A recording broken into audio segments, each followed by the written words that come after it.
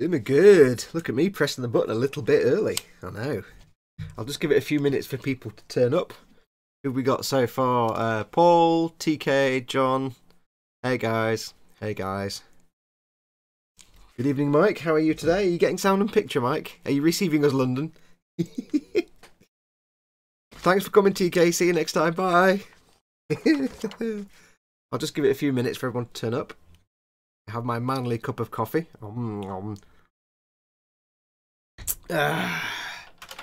If you get wobbly camera at some point, look, entire mouth and face. Hello.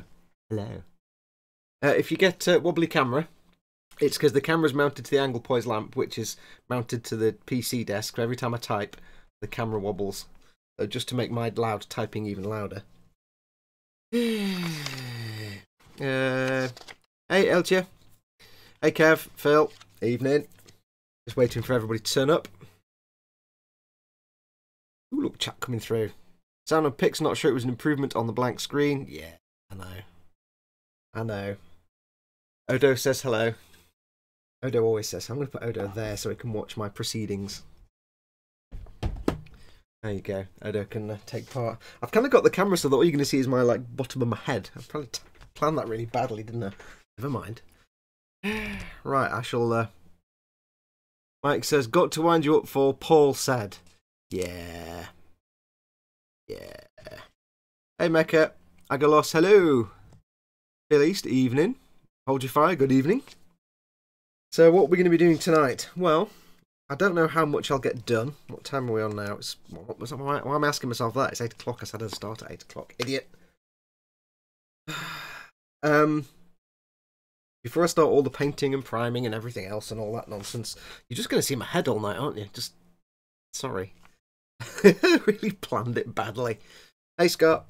Before I get all the painting and stuff and denubbing proper done and all the sanding and things like that, I figured I'd just do a quick, rough, loose assembly like I did with the Mega Size RX-78-2, just so that I can see how it goes together and I can see where I might want to do certain things, because I've got a particular colour scheme in mind for this, if you could call it that. So what I'm going to do tonight is just really get bits off the sprue and snap them together. I'm not going to be worrying about taking nubs off and sanding down.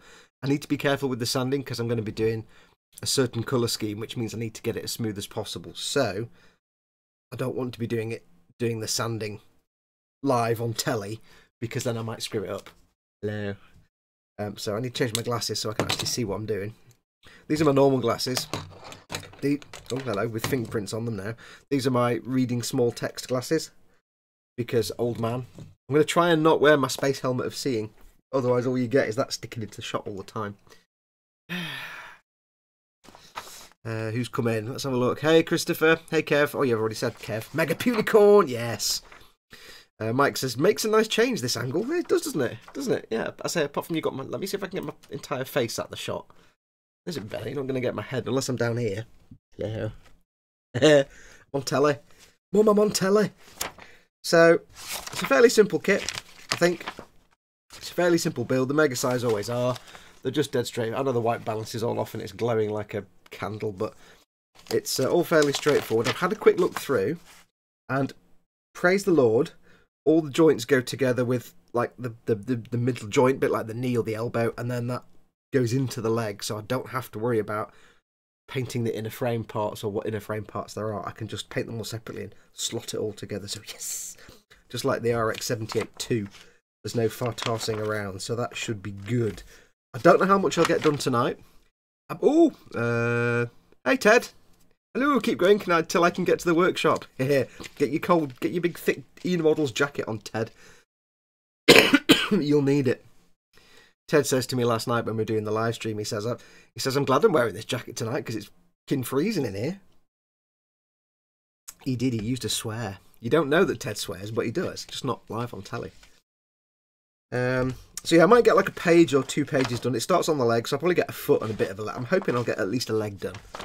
Probably on for an hour or 2. Agalos says, I'm really curious about the colour you talked about. Yes. Quicked Harry Carl. Hope I got that right. Hey Fox, enjoy your YouTube. Thank you very much. Welcome to the live streaming. Skipper Ted says, hey Kev, hope you got your home okay. Hope you got your bank card sorted. Did we have bank card troubles, Kev? Were you unable to spend any monies at the Telford Model Show? That's just ass. Here's a question for you, because I can't remember last time I took cash. Are there actually any cash machines at Telford? Or if you just turn up with your card, are you basically fucked because you can't buy anything? Oh, by the way, this is not an e-model stream, so if you want to swear in the chat, feel free. TK and Ted are doing mod duty, but you're allowed to swear and stuff in the chat. Don't worry about that. I don't mind swearing. I'm a grown-up. Slap it on, says Faisal. Hey, Matthew. Couldn't find any Abteilung oils at Telford. Oh.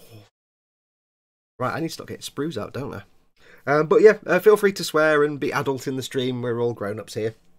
Ask me questions. It'll keep me in something to talk about. Paul Stewart, can I swear? Paul Stewart, fuck yeah. Except, of course, I'll just get a thing saying I can't monetize my video. But you know what? For you guys, I'll make that sacrifice. I'll make the sacrifice. Because when you get swearing in your video, sometimes it says, oh, you can't monetize that. Or you can half monetize it. So, I don't mind. Yes, cash point at Telford, but it was broken / empty. There's nothing worse. You have to take cash with you because you don't know if there's going to be a cash machine working or not. Right, I've got my coffee ready in my, not e-model, so it's my Juness mug, not my e-model's mug.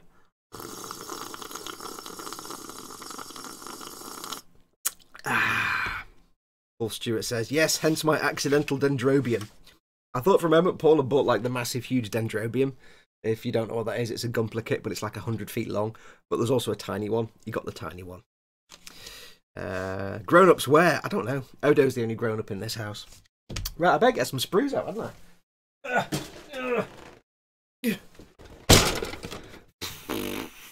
Yeah, big, innit? Look at that, though. Look at that. Oh, it's just... When I finished this kit, I was debating whether to do anything with these clear parts for the Psycho frame. I'm just going to leave them as they are, because they're nice and shiny. And they're a gorgeous colour. Now, I do know that when you put them on, it changes them, because some of them have got white behind them and some haven't. But I'll just live with that. Right, what am I doing? Which ones do I need? I wrote down some letters and numbers. Let's have a look at the chat. The company I bought the Dendrobium and Machine and Krieger from also had £50 minimum purchase plus a £5 card charge. £50 minimum purchase? What the hell's that all about? It was a minimum purchase. I want to spend £2. I spent £2. Paul Stewart, don't use that store again. I would never buy from a store that said, no, you've got to spend at least £50. Well, goodbye then. Then again, if it's the only place that's got a Gunpla of some sort on the Machine and Krieger, yeah, that's probably why they had the minimum charge, because they know you can't get anywhere else. What is your plan for the Mega Size Unicorn, says Faisal? Shall I reveal it? Shall I tell you what the plan is? Shall I tell you what the plan is? Yeah. Oh, hey, Benoit. Roadie's in. Yeah, what I'm going to do is, when I did the engines on the Eagle, I was so happy with the colour, the effect that I got on the thruster bells.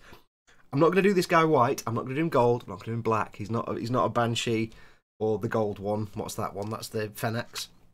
I'm going to do him with the C1 metallic powder. So he's going to be shiny chrome, almost, sort of. I'm going to have to gloss varnish it, so not too shiny. But I'm going to see if I can get two different colours.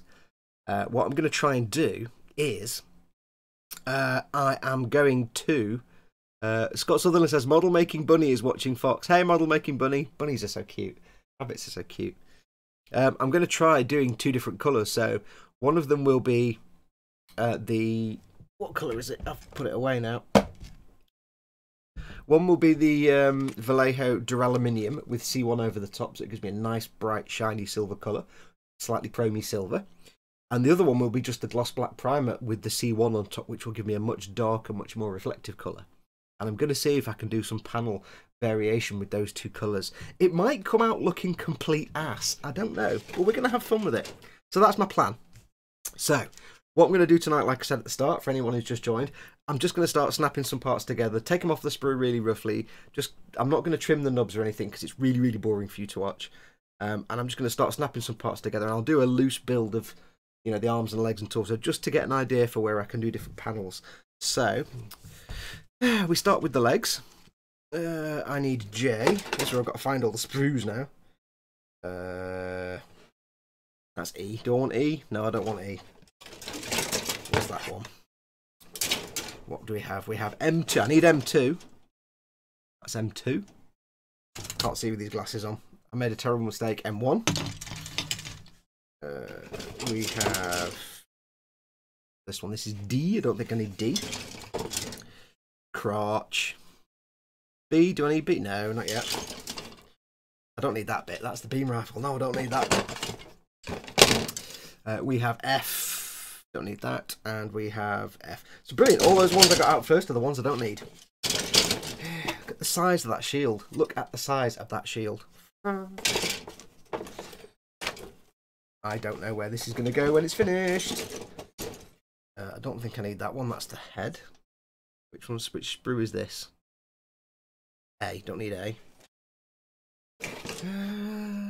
H. Do I need any H's? No, I don't need any psycho frame. I need some polycaps though. PC. What? PC, yeah. Polycaps! I like polycaps. We have sprue C1. No, I need C2. Brilliant. Brilliant. C1. This isn't very exciting. Why are you watching me? I do need. Oh, I pulled a bit off. I need I1. So I do need one of those. Oh, fudge. I1, I2. That colour, isn't that gorgeous? What colour is this one? That's C1. No, I don't need that. J, no. I've not got a lot of armour pieces here. There we go. Here we go. We need G. Oh, I don't need G. I need... Oh, hello. This is a bit weird. Oh, I see. It's all feet, isn't it, to start with? Hang on a minute. I need I1 and I2. Got those. I need K1 and K2. K1 and K2, also known as a mountain. I've probably not got all of them now. I'm probably missing one.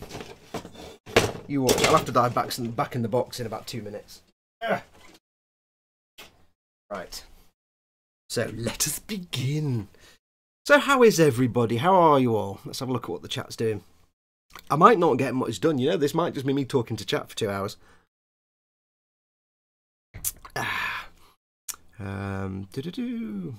Paul Stewart says there was a stall, if I remember rightly, that had a load of sci-fi and pop culture kits plus a load of Machine and Krieger. Don't remember the name of the company though.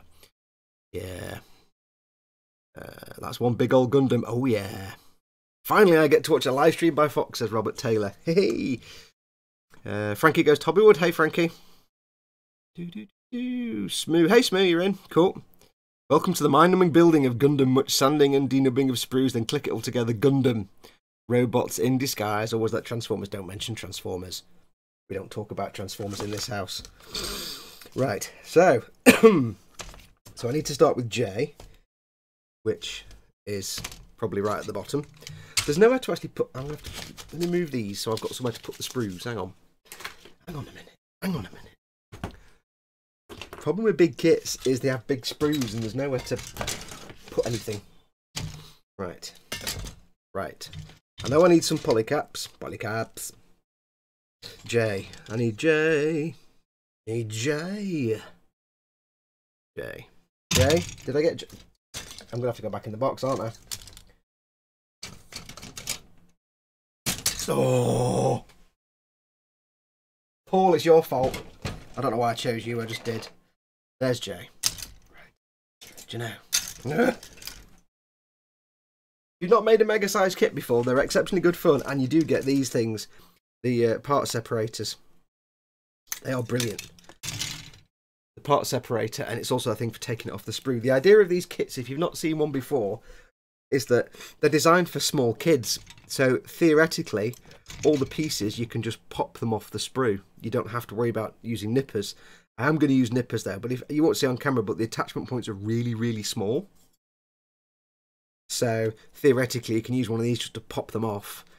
And then some of the inner frame parts, which I don't have here, instead of getting the two parts together and sticking them together, you actually get the two sprues and put the two sprues together and then pop the parts out. Again, I'm not going to follow that. If you were building it like a kid, you would do, but I'm not going to do it that way. So we've got J. Stuff everywhere now. Oh. Right, so I need J, F. I've not actually got any space to work here. This has all gone horribly wrong. F. Which one's F? I'll recognise all the sprues after about 10 minutes. F. I need F. Where's my F? I'm have to go back in the box again, aren't I? I knew I'd do that. Do you know? I'll go back in the box. Hang on. Always the way. Always the way. Right. F. F. That's not F. G. That's decals.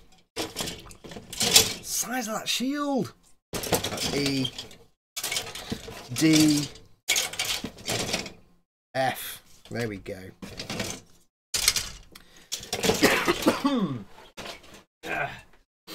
I've got a bit of a sniffly nose. For some reason, as soon as I turn the camera on, I get the sniffles. Now, if you've made the unicorn and you've not seen the mega size, if you've made the unicorn in master grade or high grade, try and remember back on the back of the legs you've got those thrusters that come out with the little flap at the back. That's the little flap. How big is that? I'm so looking forward to this. Right, so I need clippers. Where's my nippers? There's my nippers. So we need on the F sprue. On the F sprue we need F15 and F14. 14 and F15. You're coming off the sprue. Yes, I'm not going to worry about nub marks right now on this stream. I said at the start, for anyone that's just joined, I've said at the start, because of the way I'm going to paint this, a gloss black primer, and then using the metallics and the C1, I need to try and make sure I do get it as smooth as possible. I don't want to be having lots of sanding marks everywhere. So, because you paint any kind of chrome colours or anything like that, they really are going to show sanding marks. So, I'm going to do sanding off camera. Skipper Ted. Why is it always that whenever you want to sprue, it's always in the box and not on the bench? Yes. Oh, Ted, which reminds me. I saw somewhere the other day, can't remember where it was, somebody had, you get little plastic pots that you get like little car waxes in, the little plastic pots with lids, and they're like that kind of shape and size. And he had all his little pizzas in them. I can't remember where I saw it, so apologies if it's somebody in the chat. Find some of those, you know, with model making chicken, knocking all your parts around. Get yourself some of them. If it was you that was showing it, then I'll just shut up. But there you go. That's all I need from the F sprue. Fantastic. I need J3. So I'm going to need 2 of those, aren't I? Times 2. Times 2. Yeah, so we're not going to worry about nubs and sanding too much tonight. Because honestly, if I did all the nubs and sanding, you'd see me build like 1 foot. And that would not be awesome. I say you can actually just twist these off the sprue, but I want to make sure I don't screw anything up, particularly because of the finish it's going to have. So we'll take it slowly. Now the weird thing with these kits is, like I said, they are designed for little children, which is why they're like giant HGs, but they're even more simpler. They're not as complicated as HGs. But they come with water slide decals. They don't come with stickers like master grades and high grades. Oh, coffee. They come with stickers. I mean, decals, water slide decals. Weird. Given Bandai's propensity for stickers. J3 and J4. J3 and J4, yeah. J3, J4. And because they are designed for little kids, you don't just have the sprue name and the sprue number on the sprue, you also have like a little symbol, a little drawing of like the legs or an arm or the head or a torso, so you know which part of the Gundam it's going on. J3 and J4, that's a pair. I'll keep these in pairs if I can, he says, trying to sound efficient. What's the chat doing? Calico, straight build or your normal weathered builds? It's actually going to be Calico. Kind of probably not weathered because of the colour scheme I'm doing.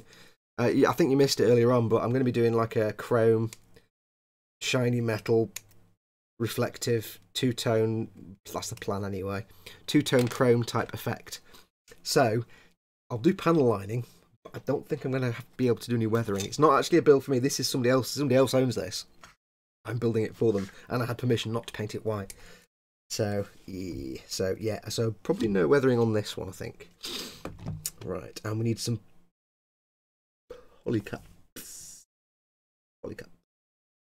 PC1, PC1. 1, 2, 3, 4, 5, 6, 7. That's right, 8 PC1s. PC1. 1, 2, 3, 4, 5, 6. Okay.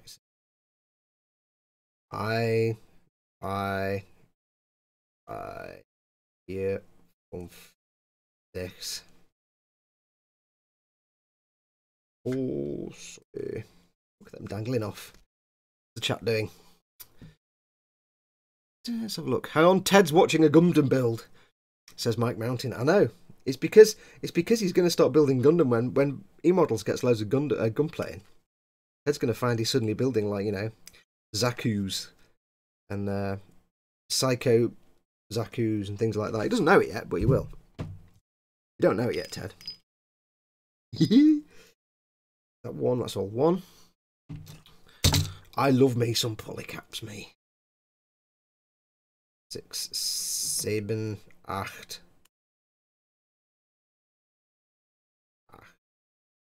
I really wish I could speak German. What's the chat doing? Hooray back to some Gunpla, says King of Halloween. Yes, Gunpla's my first and foremost, but I will build other stuff. At the moment, I'm building other stuff. I have to build other stuff for E-Models because they don't sell Gunpla yet. They are going to soon. So I have to build other stuff anyway. But my interests do lie not just with Gunpla. I do other builds as well. So I won't always build Gunpla. But I'll always go back to Gunpla. You don't need to panic or anything that I'm going to abandon Gunplas. Right, so this is where I probably... These are supposed to be for kids, so I will screw it up. What are we doing? Calico. Calico. Actually, plus loads of extra eyes, so Calico. For saying my name right, oh my god. Calico. Calico, like the cat. Calico cat. You need Smoo Industries Sprue Organizer Mark 1A could get one of the guys to knock you one up. I just need more space. Sergeant Bodes. Hentai. Matthew Bertels. Fox, hope Mum no listening to like shit the language. Oh, Mum swears more than me. Don't worry about that. She probably is watching downstairs. Ted says, did somebody mention Edward? Hey, I pronounced it right. Edward. If he paints a Zaku with a tank paint scheme, I would watch that. Oh, you never know. I've got a perfect grade Zaku that's been painted and needs weathering. And I've got a pink Zaku that I need to do. Gift from Chris and Paul. But then there will be more. Right, I've not even got to the first step yet and I'm already getting distracted. Right, shut up. Okay, so that needs to go in there like that, you see? Polycap going into a thing. Job done. It's over there. The camera's over there. You can't see that, can you?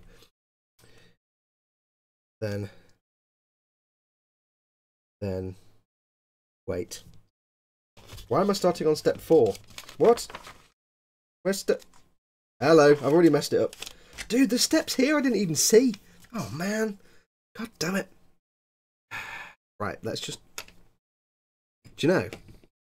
I'm already messing it up. Told you it's for kids, this kit. It's for kids. For the little children. So I'm going to make a mess of it. As you're watching me, I'm on telly and everything, and I'm going to mess it up.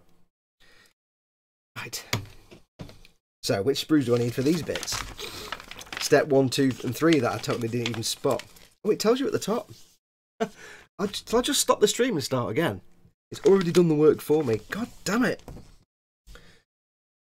Right. So. Right, so I need to start with... I will need sprue. Ugh. Back again. We will need sprue A. Currently. That's the sprue with the world's biggest V-fin, but they decided to paint it, to have it yellow on both sides. God damn it, Bandai. C1 and C2 I think I've already got. D. Oh, so most of them then, basically. Let's just be honest. It's most of the sprues. 2 people have said should have gone to Specsavers. Yeah. Right. Okay. So. This first step is where you put 2 bits together from the sprue, but. Or do I want to do that? I'm not going to be weathering this, so I don't need to worry too much about thinners and things getting into the joints. So I could do the sprue compobulation for you. In which case we need C1 and C2 straight out the bat. Okay. So I've already got C1 and C2. M1. C1. C1. Do do do do do do do do do do. C1. Da da da da da da da. C2. That's the one I want. It's the one that I want. Ooh ooh ooh.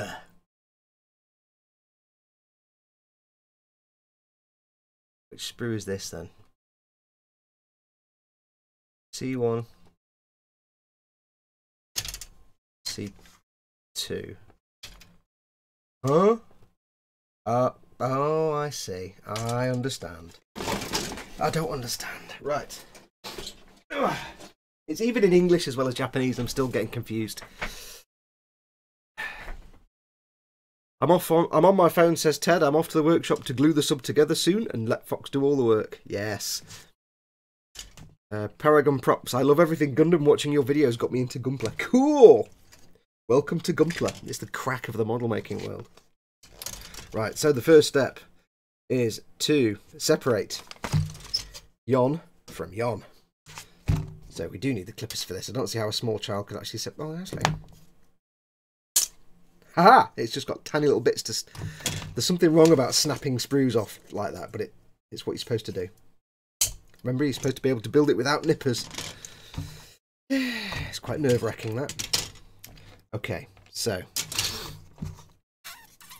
Oh, Vincent. I didn't even say hello to Vincent. Hi, Vincent. Off to the bed house play. See you later, Vincent. Take care, matey. Thanks for stopping by. Okay, so. We need.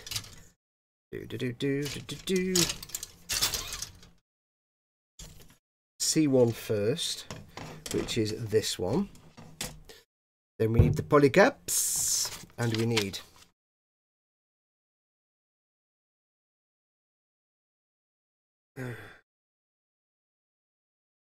wait, now you see. Wait a minute. Right, 1. Snap those apart. 2. Put 1 polycap in there. Why 1? Why 1, not both? That seems a bit rum. Okay. Oh, I see. I know why. Right, so we need polycap 6. It is amazing how these things confuse me very easily. Polycap 6. Where's polycaps? There's polycap 6. I need 2 of those. Oh, hello. Where's my chat gone? Hang on. I've momentarily lost the chat. My iPad decided to be special. Yes, restore Chrome because I was in the middle of something. Right. Okay, so that's 2 of those. Let me just get the chat back up. Technical difficulties. Let's try refreshing it.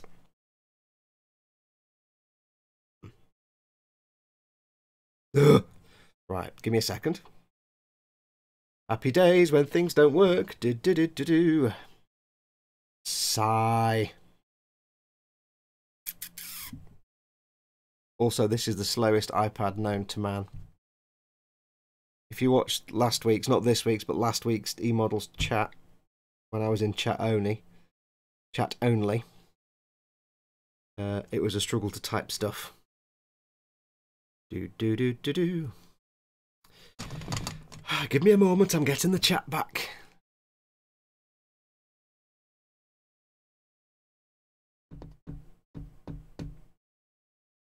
There's the chat. There we are. You all still there? It wasn't YouTube falling over, was it? Oh no, there we go, there's the chat. Hop out the chat. Ja, das ist richtig. Okay. Sorry about that, folks. I think my Chrome app just updated, which is bizarre because this is like a 1,000-year-old iPad, so it shouldn't update anyway.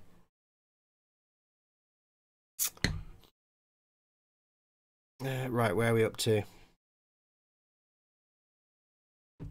Latest Foxx.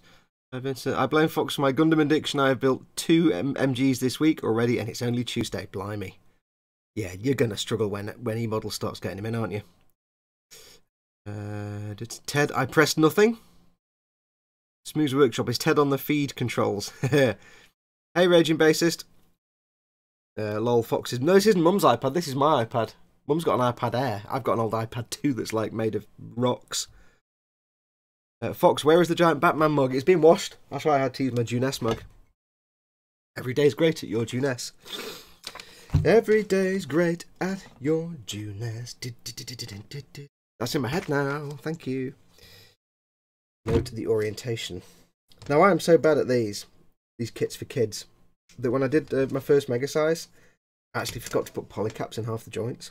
And was like, these are really loose, why don't they stick together? And yeah, you forgot the polycap, you arse. This is how it looks when assembled. Be sure to attach all necessary parts. Make 2 of the same combination. Okay. It's done. 2. Combine the sprues. Now this is the thing with these Mega Size that you don't get in any other Bandai kit.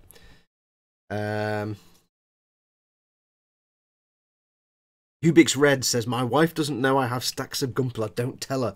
Yeah, don't like... It's good job he didn't like type that on the internet or something like that. That would have been the worst idea. Oh, wait. So yeah, some of these big internal parts, instead of snapping them off and putting them together, what you do is, for the love of God, make sure you've got all the polycaps in. Yep, it only wants me to do 2. And then, you just do this. You put it together, and you squish it, and you do that. And that is your inner frame part. Not very well assembled because it won't go together very well. Hello. Das ist nicht richtig. Oh, Polycap, what are you doing? Technical difficulties already. But this is where our friendly, handy dandy, I can't find it. I've already lost my part separator, so I'll get this one.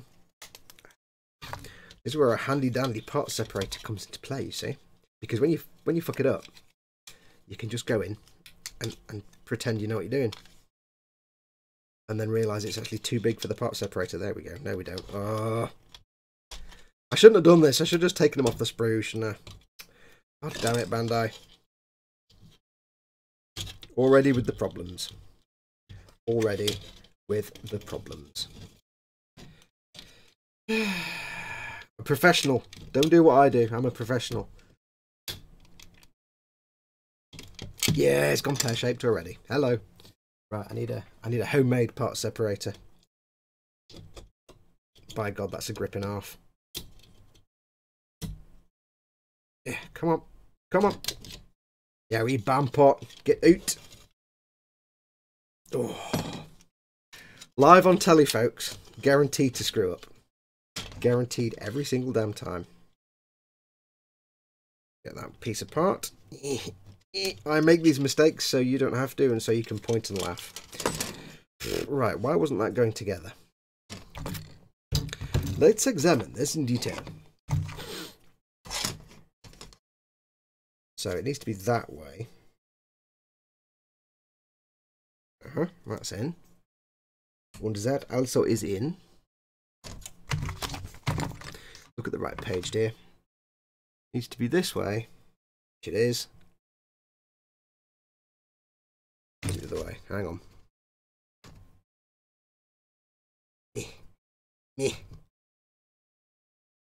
Come out, little polycap. Oh, I've got the polycaps wrong around as well. See, it's because you're watching me on telly and I'm getting distracted. For the love of God, don't do it the way I do it, because I will screw it up. The thing with me is, right, I can follow complex instructions quite easily. The more complex the instruction... can't get it out now. The more complex the instruction, the less likely I am to screw it up like an idiot. However, conversely, these are proper model making tools now, you see. Conversely, the simpler the instruction, the more likely I am to make a complete arse of it. So don't put the polycaps in the wrong way around like I did, because that's just special. Right, so it does say in the instructions, put them this way around, and I was like, okay, I'll totally ignore that bit. Right, there we go, that's better. I'll edit that bit out, don't worry. Phyllis, that sprue joining thing is some kind of voodoo. Oh, by the way, I meant to tell you, you know how you always joke about me stabbing myself with knives all the time? My friend Martin, who actually built my PC for me, he's actually beaten me mercilessly because he managed to stab himself with an entire computer. Within literally minutes of opening my computer case, he jabbed his finger into the fan and was like, ah! And blood everywhere. It was most amusing. Sorry, Martin. So yeah, so look, so this is now attached, but now the magic really takes place. You want to snap these together? Icon for places to use the double separator. Oh, I see. So these do snap together as well. No polycaps in those.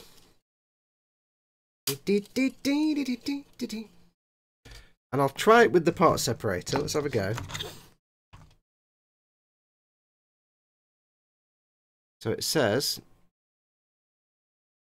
detach these. Do not detach the other parts yet. I've never got this to work. I don't. Where's my snipper? There we go.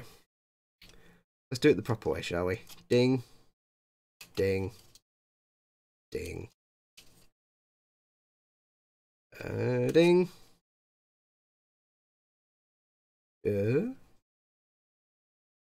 Ding. Done. There is a part. Done. All on the sprue. I love the way they do that. It's so cool. You can just join the parts together on the sprue. Again, it's made for tiny little people. Little people who make the kits little children's. But you don't have to do it the way they say. But there you go. That's that bit done. But the key is, A, don't fuck it up like I did. Pay attention to what you're doing. The instructions are in Japanese and English, which is nice. So yeah, don't be a dick and like look at them and then ignore whatever they just said. Yeah, make sure all the polycaps are in the right round, because as you've just seen, it's a pig to get them apart when they're half attached. So when they're fully attached, yeah, good luck with that. Hey Adam, wow, hello. Hello. Rody, Fox, did you do a gunk wash on your new computer? No, it's the same case as before. We just gutted everything inside it and replaced everything apart from the old SSD and one old hard drive, which we've still got in there, but we're using as spares. So it's basically all the interiors are brand new. The exterior, the case itself is the original case. There's no point spending money on a case when I've already got a case, basically. Right, so don't touch those yet. It says, Bandai are very sure. It says, connect the sprues, the parts will fit together precisely. Yes, they will. Oh, it does actually give you full instructions on how to use the separator. Look closely at the shape of the sprues. There's a nub here. Dun, dun, dun. Insert the double separator at the nub. Use the nub as the supporting point and push downward. Yeah, I'll just use my nippers. There you go. That's that bit done. I'll put that in a place. Japanese and English. Fox can't read either, says Raging Bassist. Too true. What have you missed? Enigma model making, Adam. Nothing much. I've built that so far. I built some ankle joints. It's two parts. Excuse me, snapped together. Ooh, that tastes like kebab. I had kebab for my tea. Oh, I may fall asleep halfway through. I had big kebab for my tea, so yeah, I might get the sleepies. I built that. I'm doing my big Mega Size Unicorn Gundam, which is about 35 feet tall, 1/48 scale. You know your perfect grade, Adam? It's bigger than that. It's much bigger. Adam Fox didn't stab him already. But yes, you just missed me screwing up big time by I forgot I didn't even see the first 3 steps and started on step 4, and then I actually did everything completely wrong anyway. So I'm just being a dick. So there you go. Right, now on to step 4, which you may get some deja vu. So step 4 says take this device that we've just constructificated. Then we need this bit. Polycap goes in there. We've done that. This goes in here like this, you see. Now what I'm going to try and do is not assemble everything particularly tightly, because I need to be able to get everything apart. Polycap goes there like that. It's going to go on that end. I suspect this is same as the Mega Size one. It just kind of, the RX-78 too, it just kind of slots together. That needs to go in there. Now, I can't push that together all the way because I will never get that apart again. So, or shall I just do it? It'll come. I'll get it apart. I'll get it apart, no problem. So that's the ankle joint, and you have the wibbly wobbly that way. You see, so that's where the foot will go here. That's where the top of the leg is. Built one. Let's build another.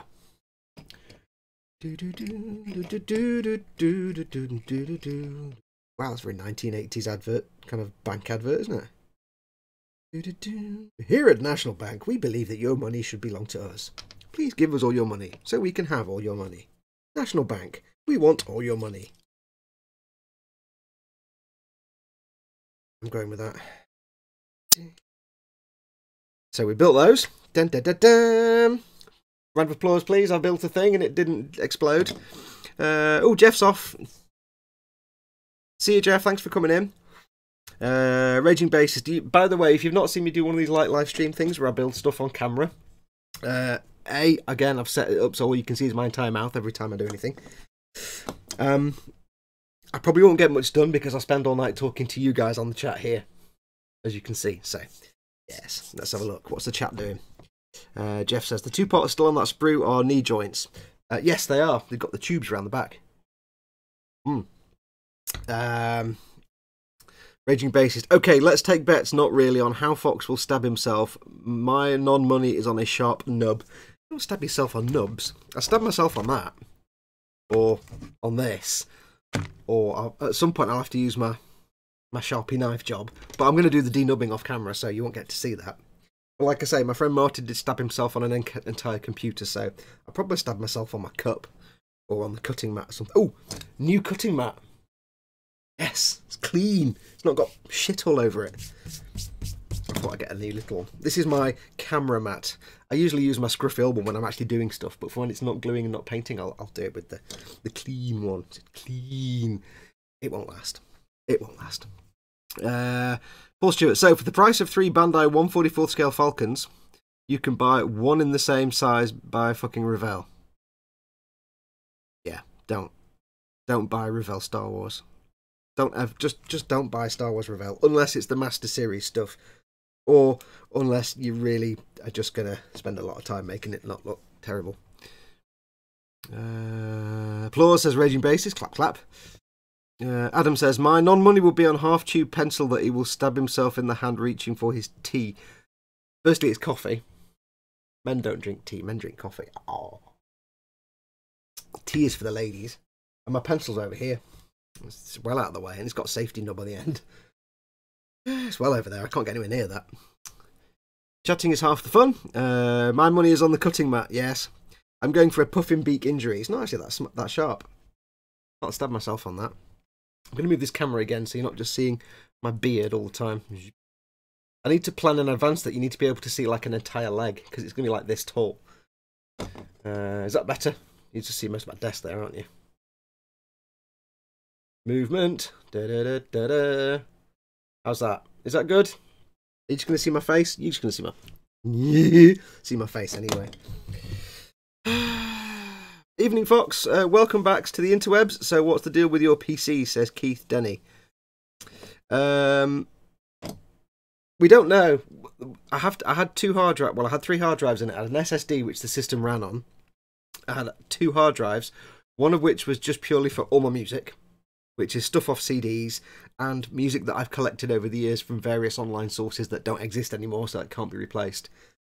Another hard drive, which was everything else, all my artwork and video files and stuff. Turned it on, it was going click, click, and then it wouldn't boot the OS. So I'm like, So we got it open. We disconnected the hard drive that had the music on, and it booted to the OS fine.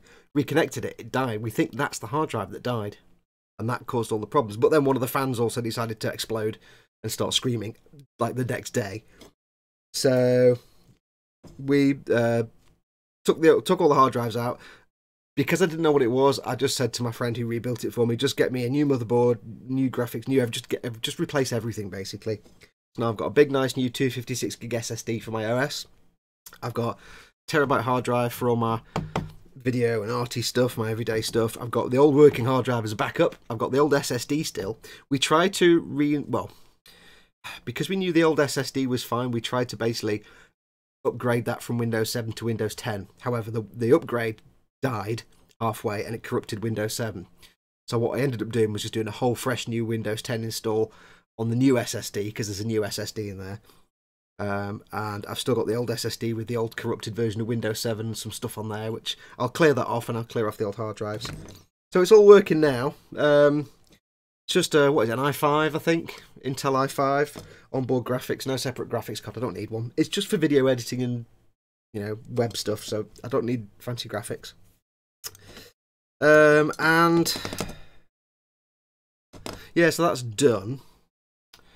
I need to, but what we're going to try and do is Mark's coming around in the next couple of days, and we're going to see if we can recover the stuff from that old hard drive, because that's all my music. There's like hundreds of hours of music on there that I listen to all the time. The reason that disk drive died is it's in use every day for hours a day. While I'm working, I've got music playing, and there's loads of stuff I've got on CD which I could rip to the PC again, except the Blu-ray drive died as well, thanks. But there's loads of music there I've collected from various like online, well, things like the KPM Music Library website, which I got many years ago. I got loads of music from there, and it changed, and you can't get the music the same way now. So there's loads of music on there that you just can't find anywhere. So I'm hoping we can recover it. Fingers crossed. More importantly, all my artwork and video files and all my editing stuff wasn't lost. So praise the Lord and pass the ammunition. I did have a backup copy somewhere of all my music, but it's long gone. I can't find it, so I'm gonna have to blow my nose. I've got a sniffly nose. Apologies. See what we're doing. He'll cut himself on that separating tool. I've lost it again. There's two I've lost now. No, that's not really sharp enough. See, it's not. That's not going to cut me. There's the limits. Oh, Frankie. See you, Frankie. Thanks for coming in. It's not that sharp. You get an extra 10 points if he stabs himself with it. We're only ever used to see your hands and back in the day, Fox. I know, now you see like a man boob and my other hands and my face. Yeah, and things like that. I sold the Fine Molds 144 on eBay last year and it only went for 45 quid. Yeah, that went wrong then, didn't it? Well, the thing is, Bandai's out now, it's more accurate, so. Mr. Fox, do backups. I did, I had a backup of the music. I can't find it. Did you freeze the hard drive? TK, no, Marty's come around in the next couple of days. Nige, is that a tatty lump of blue tack in front of the tape or an eagle's head? That is a tatty. Looking at the screen now, I'm looking at my monitor, and yes, I can see there's the head, there's the beak. It does look like an eagle, it looks like a really squash eagle. No, it's a tatty lump of blue tack. Geez, full on proper job. Gladly you got some sorted and fingers crossed you recover it. Yeah, hopefully. Considering NAS, I did wonder about doing a raid, but I don't need to. I'll just do. I've got the older hard drive that still works. That'll be fine for just backups because I'll only even have to access it once or twice, if ever. So I'll just have to remember to do a monthly backup because it's things like the video files. Once I've made a video, I tend to get rid of delete all the original segments that I record, all the clips, but just keep the master video, so, and all the edits. Oh, I've got really sniffly nose. Right, anyway, I'm getting nothing done. It's all your fault. Right. So next we need to applicate the doohickeys of feet, or the ankles, which will be this one here. You see, all polycaps. Need one in there. I do like the way the polycaps are designed to be idiot-proof, so you get the little tabs that go in the side. He says, having screwed it up once already. I know. That goes in there. That goes there. Yes, you see. Hey. Oh, but I forgot to ask, by the way. Hopefully the picture's okay and sounds okay. I'm trying my camera in my USB 3 port, so it means I might get a piece missing. It means I might be able to give you better picture quality on streams. Where's one? 2, 3. Hello. Have I just totally not taken that piece off the sprue? Hang on a minute, I'm going back to the box.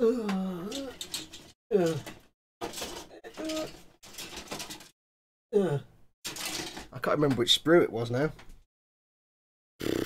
It was sprue F. Right, sprue F, hang on. Told you, it's not organised. I don't do organised. J, E, E, G. Oh, we're in Belgian heat. That is F. That is F. Okay, I've got both pieces. Right. What is going on here then? I should have 4 of these. I've got 3. Wer ist? Where is it, people? Tell me in the chat if you can see it. It's one of these things. I put it down somewhere and it's gone. Stream ends. Piece missing. Build over. Where did it go? It's going to be right in front of me. You know that thing where you spend 5 minutes looking for the piece that's right in front of you?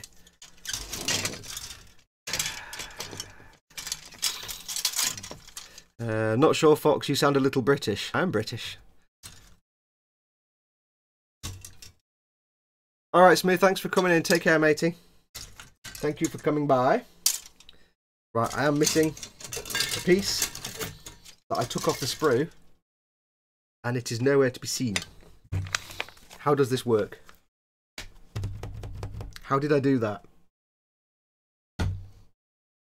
This is a bit rubbish. Where is this piece? Where did it go? Hang on. There we go. I don't know how. But it got back in the box. God damn it. Shall I just stop this stream now and go home? It's just gone to shit from the moment, hasn't it? Right, so, where are we? So we need to do that bit now. I'm usually a lot more organised than this. I just come across as so unprofesh. I know. That needs to go there. Again, I'm going to try and do this reasonably lightly. I'm not going to jam everything together. The difficulty with these is, on a normal Gunpla you get the sticks and the tubes they go into, the pegs and the holes, and you can nip the end off the peg so it's not a tight fit. On the mega size ones you get a tube, so another tube, so it's like you don't really want to jam it together too tightly, because then it will be a bit of a challenge to get it apart. So I may not be able to fully assemble the feet, but I just want to get this together loosely so I can look at it and marvel and panic about how much paint I'm actually going to need. I do fully expect to spend like a whole day just priming it. Don't get me wrong, I'm not expecting this to be a small job. So that's there. Excellent. This indicates that the required parts have been removed from the sprues. What? I don't understand. I don't understand why it... Okay, it's a speech bubble explaining what the speech bubble means. That's weird. Right, so I need K2 times 2, and I need MB2. Now, thankfully, these are easily recognisable. Now, again, if you've made the master grade or the high grade unicorn, I will show you something, and you'll be like, good. For example, Adam, you've made the perfect grade unicorn. That's the base of the front of the foot. That's the front half of the foot. Compare that to how big yours was, Adam. If you've got master grade, it's like this big. If you've got the perfect grade, it's about that big. Yeah, it's not a small puppy, this. It's going to look really impressive. I've got no idea where it's going to go when it's finished. But again, like I said, it's not being made for me. It's being made for someone else. So, that's those. Those there. Then we need the feet part. Blimey, they are big, aren't they? Holy moly! Holy moly! We need K1. God, this is heavy. It's a heavy sprue, this. It's all big solid chunks of plastic, that's why. K2. Now, if I wasn't painting this, this blue plastic is the worst plastic on a Bandai kit. Because you get white stress marks when you take it off the sprue, and then it's really hard to get rid of them. You're not painting it. Whites and blacks are the worst colours. Because I'm painting it, I don't care. It's great. That's why I'll never get the Fennex, the gold-plated Fennex, the Meki-plated Fennex kit. Because it looks stunning, but there's absolutely no way to clean up the sprue, the nub marks. Unless you happen to have the equipment to do Meki plating. So this needs to go in there. Now I want to be careful because I don't want to get this in too tightly. I'm just going to push it in gently. Gently does it, sir, gently. A nice fit. I'm not going to put it in all the way. This needs to go on your, see there, on your, see there's lovely. Blimey, size of that. Alright, is it in the back hole or the front hole? No, back hole. Again, I'm not putting it in all the way. He says pushing it in all the way. That's there. On that one. Do. What's the chap doing? Nige, unprepared, unplanned, unedited, and cock-ups. Please don't stop. It's awesome. See, this is the thing, like, when you watch any YouTuber doing a build, and I will admit I do this, right? When you watch us do builds, like me, Tony, or Ted, or anybody, and it's not a live build, we screw things up all the time. We make gaffes, we bollocks things up endlessly. We just edit it out so we don't look like we do. We're not trying to lie or say that we're not incompetent. It's just that when you're doing a normal video, you just want to show the process. You don't want to... When you do a live stream, it's more fun because it is just off the cuff and you see me do all the dumb shit that I do normally. That you don't normally get to see. Are you going to build the mega size completely in one stream? No. I'm just doing this little bit of a stream now for a couple of hours. I'll probably then finish putting it all together. I'm just literally putting this together. Who asked that question? Faisal. I'm just putting this together now so I can get a feel for it, so I can look at it and say, right, well, this bit I can do this colour, and this bit I can do this colour, and I'll need to paint this bit first. So I can figure out my build and paint order, basically. I1 and 2. Didn't tell me I needed the eye sprue. Hang on, I'm going to get the eye sprue. Oh. Wait, I1 and 2, isn't that the one with the head parts on it? Nope. I don't really see red things. Hang on. I1 and 2. It's a big box to be lugging around. I1 and 2. I don't remember seeing any red parts. Oh wait, it's an internal part. It's a glowy part, isn't it? Oh, excuse me. Oh yeah, it's the other thing you don't normally get, burping. But like I said, I've had a massive kebab for my dinner, so... Yeah.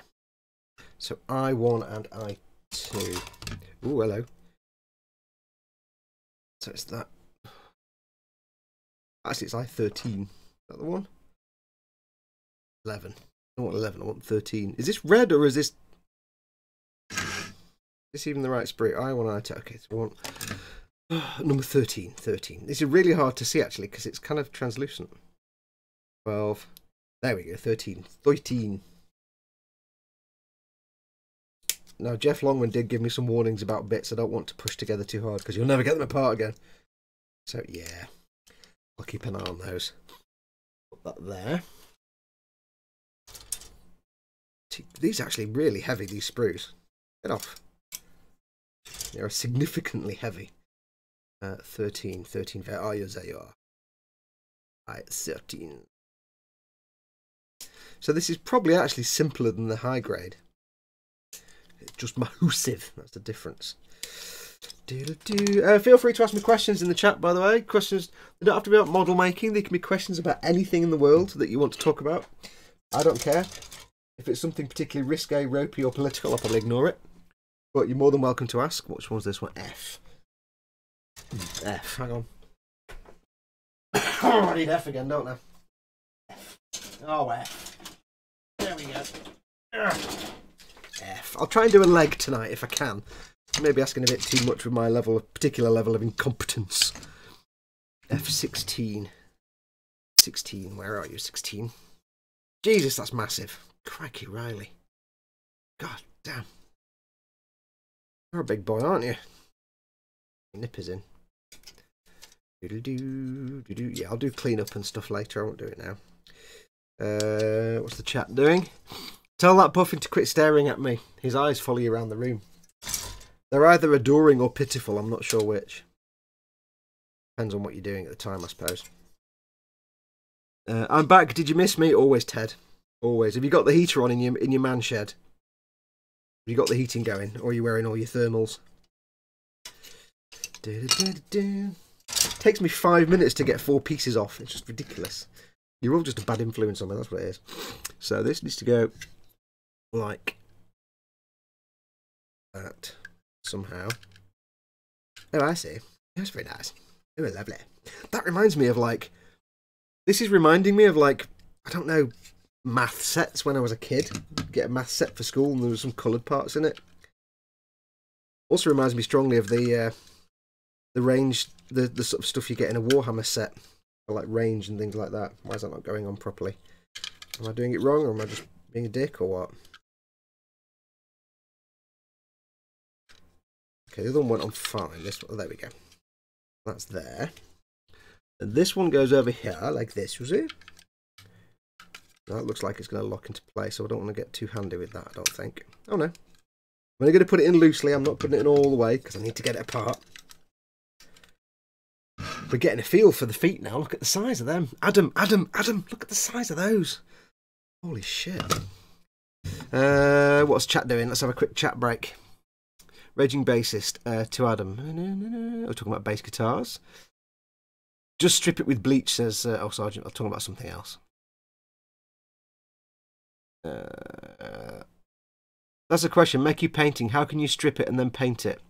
Asks Raging Bassist. I know you answered it in the chat later on, but yeah, basically, I'm in the UK, so I use oven cleaner. It's a thick goopy paste.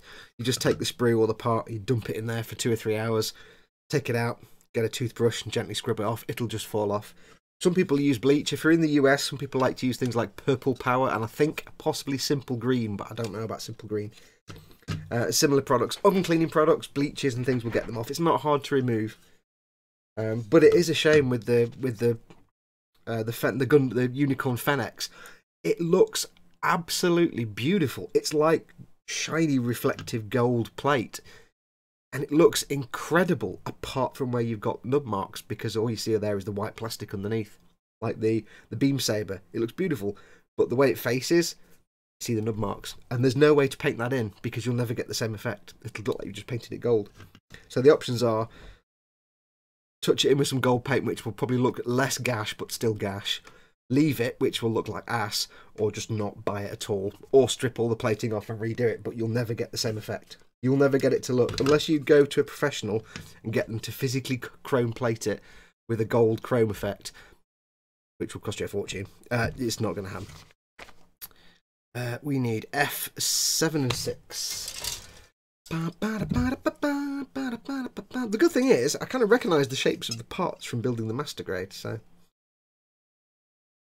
Oh, and just for the benefit of people watching this, you know how I kind of started building the master grade full armor Unicorn Gundam and then burnt out on it and stopped? It's the one that comes with all the weapons in the world and the base jabber.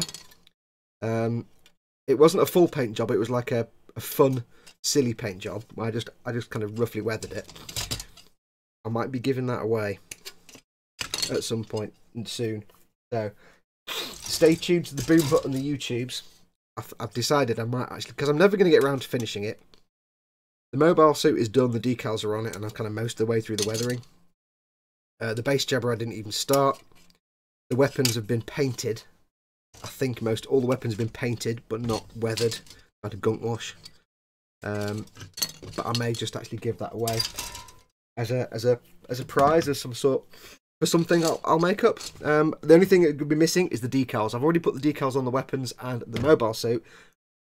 I've not got the decals because I used all the other decals for spares and other things, and they're all kind of cut to bits. So you would have to try and source yourself some from, say, Samuel Decal. I can't remember where I got mine from. Oh, I can send you the stickers. frustratingly, the kit comes with stickers, not decals. Not what it's a version car, but it comes with stickers. So I'll send you the stickers, but I can't send you the water slides because I bought them third party and I've used most of them with the things now. So there you go. Oh. So yes, keep your eyes posted and peeled. I will be giving that away as prize at some point, exclusive to people watching this particular program. Does that go in there tightly or loosely? Tightly or loosely? Loosely goosely. Nice and sticky up. There you go, lad. Looks kind of excited. Okay, so we have and foot, almost. Adam, look at the size. You'll appreciate this being enormous, Adam. You're an American. You like enormous things. I love the fact that in the States, like the small Coke you get at McDonald's is like the size of our large. And their large is like the size of a house. We're getting a feel for the feet now. If there's one thing I do like, it's Gundam feet. Oh, and then we've not done the heel yet, have we? We need M1, M9 and K1. M9 and also K1. M9. Is that M? 9. 9 or 6? That's 9. Und also, that is 9. Das ist richtig. Do. What's the chat doing? Let me just get this bits off first, then we'll do a little bit of chat. I've got. Oh, do you know? I don't know what it is when I ever do a live stream. I always get a really, really itchy nose. And a sniffly nose. Like when I do the live stream with Ted for remodels, it's like I always get the sniffles. I don't know why. It's not like I'm nervous or anything. I'm not like. I'm totally comfortable doing this. I'm totally at ease and relaxed. I just kind of get the instant sniffles. If I'm recording something, I don't get the sniffles. But if I'm doing a live thing, I just get the sniffles. There's a beard hair that keeps tickling up my nostril. It's really doing my head in. I think that's the right part. Is that out with 1? Yes. I'm kind of recognising parts here. You kind of get to know Gundam feet. For those of you who've never made a Gundam, or a Gunpla, I should say, but do shop at eModels. eModels will be very soon stocking some Gunpla. They've managed to get hold of a stock of Gunpla, and they're going to start stocking Bandai stuff. Initially, as far as I know, it's just going to be Gunpla, and there's about, I don't know, there's a number of kits they're going to get in first as a first run. Don't need that sprue anymore. I kind of roughly know how much they're getting, but I won't say it here because it's not for me to announce that. But yeah, I will be doing a kind of what is Gunpla video for them. So if you've never made, or you don't know what they are, but you are a customer at eModels, keep your eyes peeled. Because they're getting some good shit in, man. Trust me. They're going to be having some good stuff in stock. And this now goes on here like this. It's all square tabs and square holes. It's really neat. It's like Lego. It's like giant Lego. I'm not going to push that in all the way.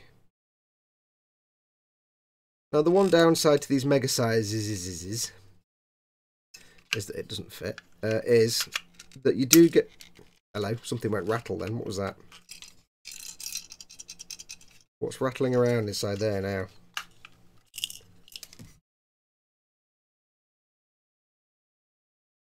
What was that? What's that in? What's that coming off there? A bit of sprue.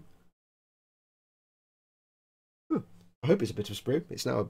I'll put it there just in case. What was I talking about? Yes, if you've never made a Gunpla, keep your eyes on the eModel store. I roughly know what they're going to get. It's all good stuff. There's some fantastic stuff coming in. Oh, I pushed that on. I didn't want to. Right. So we have 2 feet loosely assembled. They're like spats. They're really good, like spats, aren't they? 2 feet assembled very loosely. I like that. So if you've made the unicorn and you know how big the feet are, the size of them, holy crap on a stick. So yeah, they're quite cool. They don't seem to sit very flat, but then again, my desk isn't exactly flat. The one downside of mega size is they're not the most detailed, and you do end up with a lot of gaps here and there, and they're not the most posable. But once I've put everything in properly, it'll all sit together nicely. We have 2 feet. I've got to do it. Charlie Chaplin style. Right, coffee break, talking break, chat break. Oh. Let's have a look. What's chat doing? I'm going to have a cigarette while I'm doing this. Most of you know I smoke. I'll do it off camera, but I'm a filthy, dirty smoker. I acknowledge this. I do not shy away from this. Right, so Kenneth, good morning. Hey, Kenneth. Good morning, Fox. Hey, Kenneth. How you doing, matey? Are you back home now?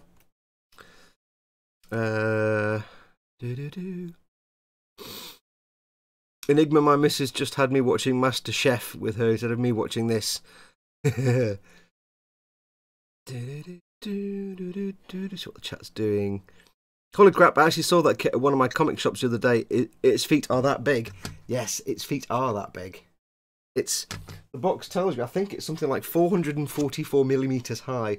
The Mega Size RX-78-2 was 375, so 37 centimeters. This is about 44 centimeters tall. Imagine if I'm on it. I don't. What time are we on now? I don't even know what time it is. It's 9:15. I don't think we'll get a whole leg done tonight. The speed I've been working at. There's 2 more pages yet. But yeah, we'll see how it goes. But yes, if you see it, the thing is only about. I think I got it for about 70 quid. Now I got mine from Hobbylink Japan, which is 70 quid when it launched, when this came out. 70 quid plus 35 quid shipping, so yeah, it's not cheap. Have a hunt around. It should be about 70 quid. In the US, it's not so bad. You can get them in the US. Over here in the UK, you're kind of screwed, so. Just started 3 days of fun workbench time, or 3 days of caring responsibilities, depending on what happens tomorrow, says Beyond Hope. Hopefully, the best of both. Work in Progress Labs. Are you going to pimp out that one like all of your Gundams? I love seeing your work. Thank you. This is going to be, for those who weren't here at the start, this is going to be not gold, not white, not black, chrome. Or not chrome, but reflective silver. I'm going to be using C1 Metallizer and do it like a 2-tone chrome effect. I don't know what to do the blue parts yet. I might do them like I don't know, maybe do them in black or something to make them stand out. I don't know yet. But we're going to do like a chrome effect. So it's not really going to be weathered, but I will be doing some like panel lining on it. So it might be my first ever clean Gundam. This is going to be bigger than the Eagle build, says Adam. Now, Fox, you need to figure out how to build certain other models, say you don't have room to build. Yeah, the thing is, right, I'll get past part 6 on this because this is big, but it's big that way. The D'Agostini Falcon is big that way. I couldn't fit the Falcon on here if I tried. But trust me, this will get past part 6, because if we're not weathering it, it's not going to take too much. It won't be a particularly long and complicated paint job. Well, it'll be a long paint job. It won't be complicated. Nige, will E-models do the Star Wars kits? That's a very good question. Technically, in the UK, you can't get Bandai Star Wars. Technically, officially. The only place Bandai can sell their Star Wars kits is in the Asian territories, so Japan, Korea, places like that, or to Bluefin in the US. There's nowhere else technically they're allowed to sell them, because in Europe, it's basically Revell has the selling license. That doesn't mean you can't get them. You can get them, and some places have them, and they tend to buy them through third parties and through other places. You know, backdoor, under the desk type stuff.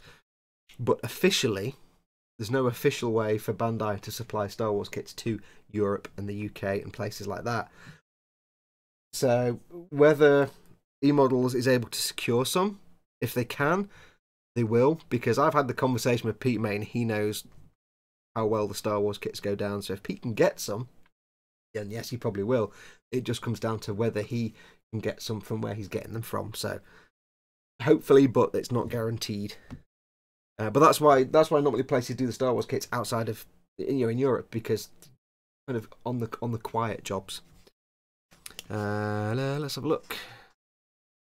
Mike's off. Okay, like, take care, Mike. Thanks for coming in. I do apologize. I'm missing everybody leaving by about 10 minutes. Yeah, a Fox giveaway, cheesecake and onion. A cheese and onion. Yeah, I don't know how we'll do it yet. That should be in 1/35th scale. What this? Yeah. This is 1/48 scale. It's a mega size. It's 1/48 scale. Let's have a look. What else have we got?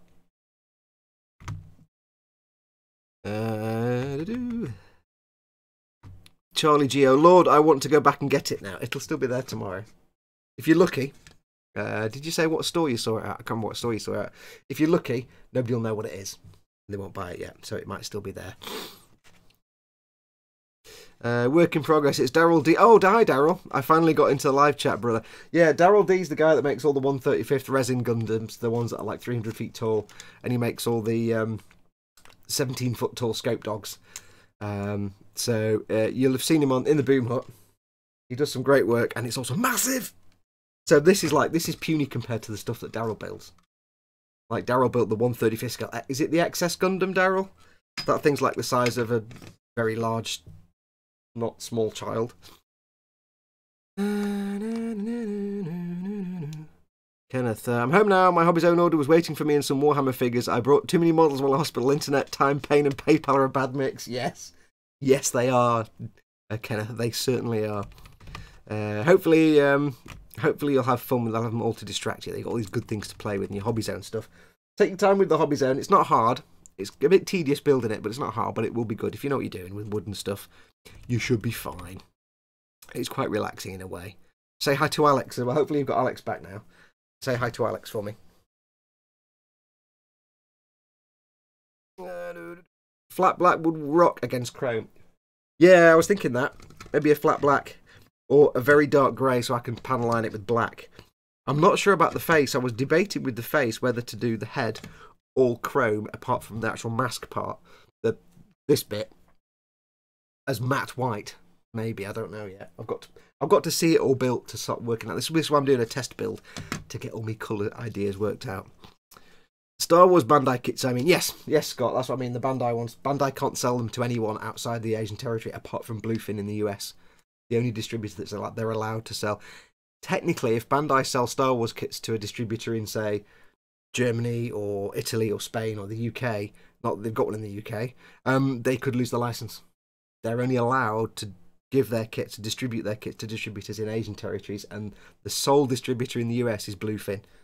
So if you see a shop in the US that's got a Star Wars Bandai kit, they've got it from Bluefin because that's the only distributor out there. So, but what a lot of people do is they'll go to a retailer who's managed to get hold of some from somewhere, and they'll get them from that retailer. So it's all kind of back channel type stuff. So you will see them, but it's quite rare.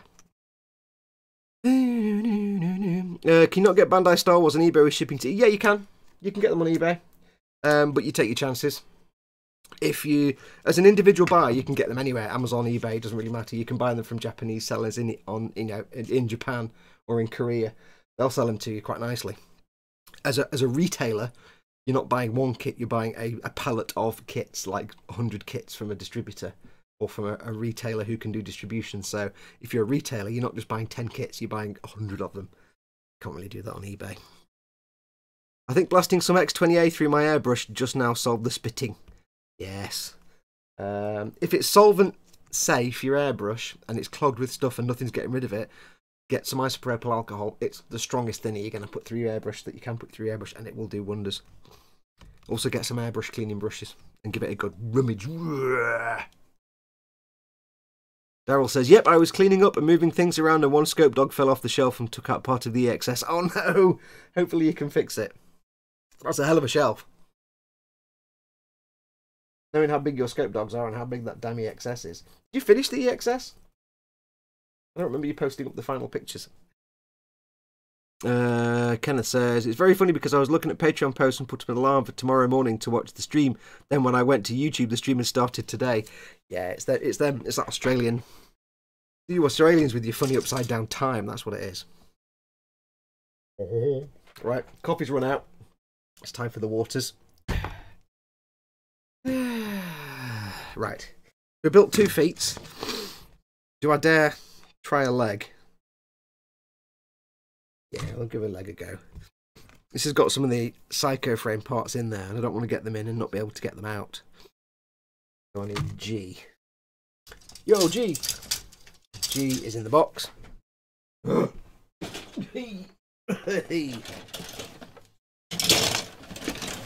Getting the G frame. Do, do, do, do, do. There will be 2. Yes, there will. I'll work this. I've got to put them over there for now. God, they are big. So G, G, G, F. Did I put F back in the... No, F's there. Right, so I need G13, G12. G13 or G12? 13, G13. Where's the number? Where's the number? It's 12. That's 13. G13. There you go. Lovely, lovely.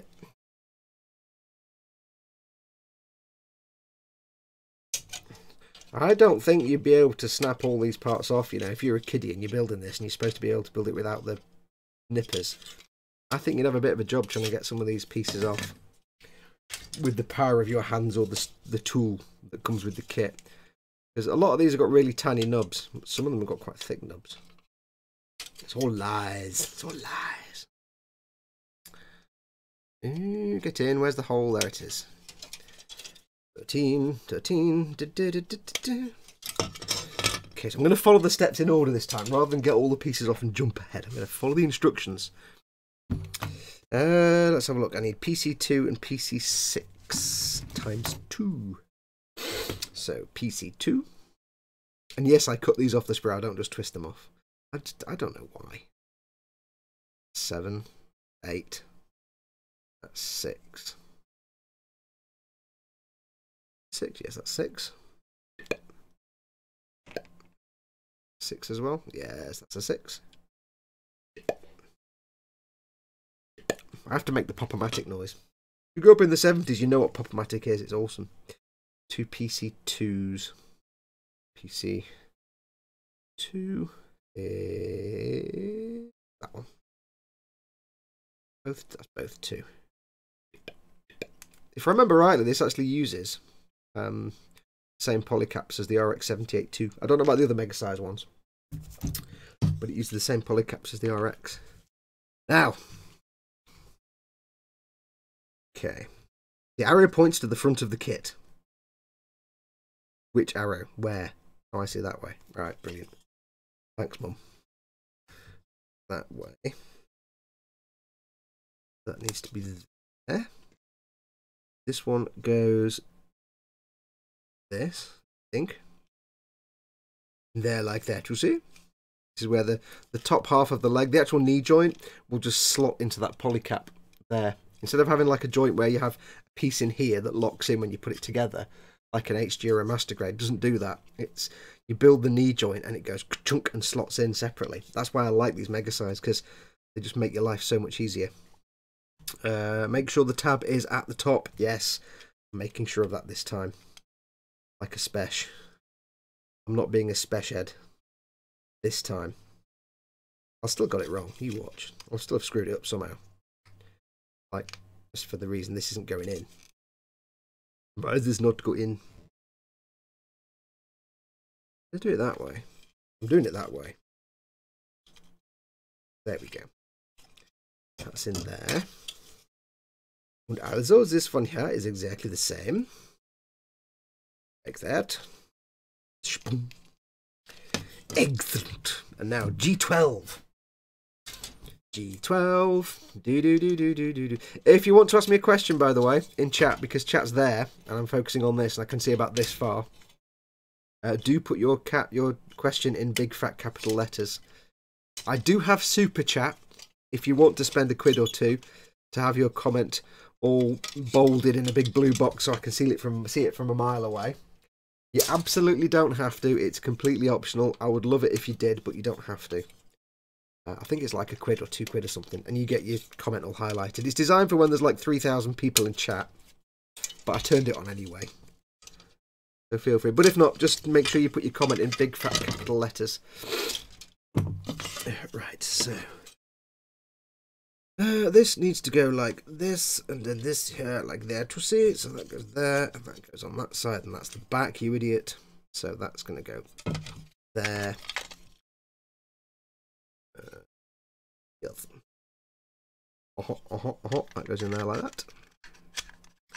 That's going to be a tight fit, so I don't want to put it together too much, because I'm never going to get apart again. I would eventually. I've got my spudger, which is just a sculpting tool. I call it my spudger. After Will at Tested. I know he didn't invent the term spudger, but it's just a great word. Spudger. Spudge. Spudge. Spudging tool. Okay, so that's there, like that. It doesn't really matter if I actually stick these together permanently because of the reasons. I don't have to take... Theoretically, I don't actually have to take these apart again. And if I can actually paint these without having to have two separate pieces, it makes my life a bit easier.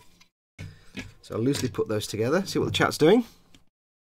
Paul Stewart, HG is simpler than RG, same sort of size, but RG has greater complexity.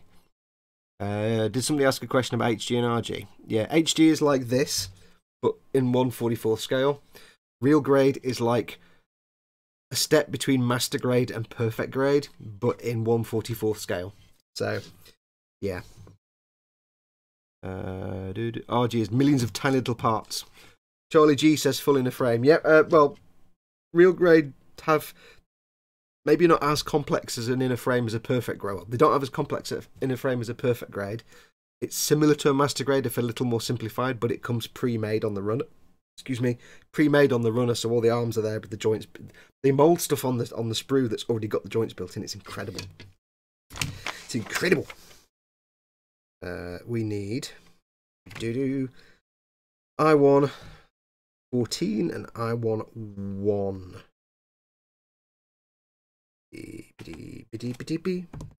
Oh, this is going to change. This isn't telling me doing it times 2, so there's going to be different parts here. I've jumped ahead, haven't I? You silly boy.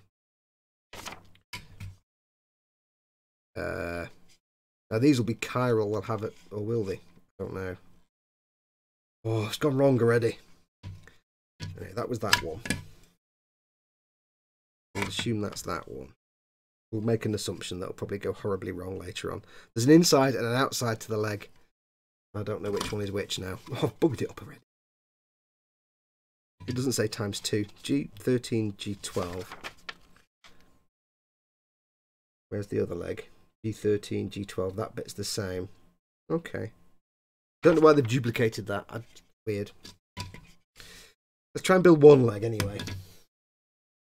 Quit your babbling. I need I14 and I1. Oops, clunking, knocking. Thank you. I14.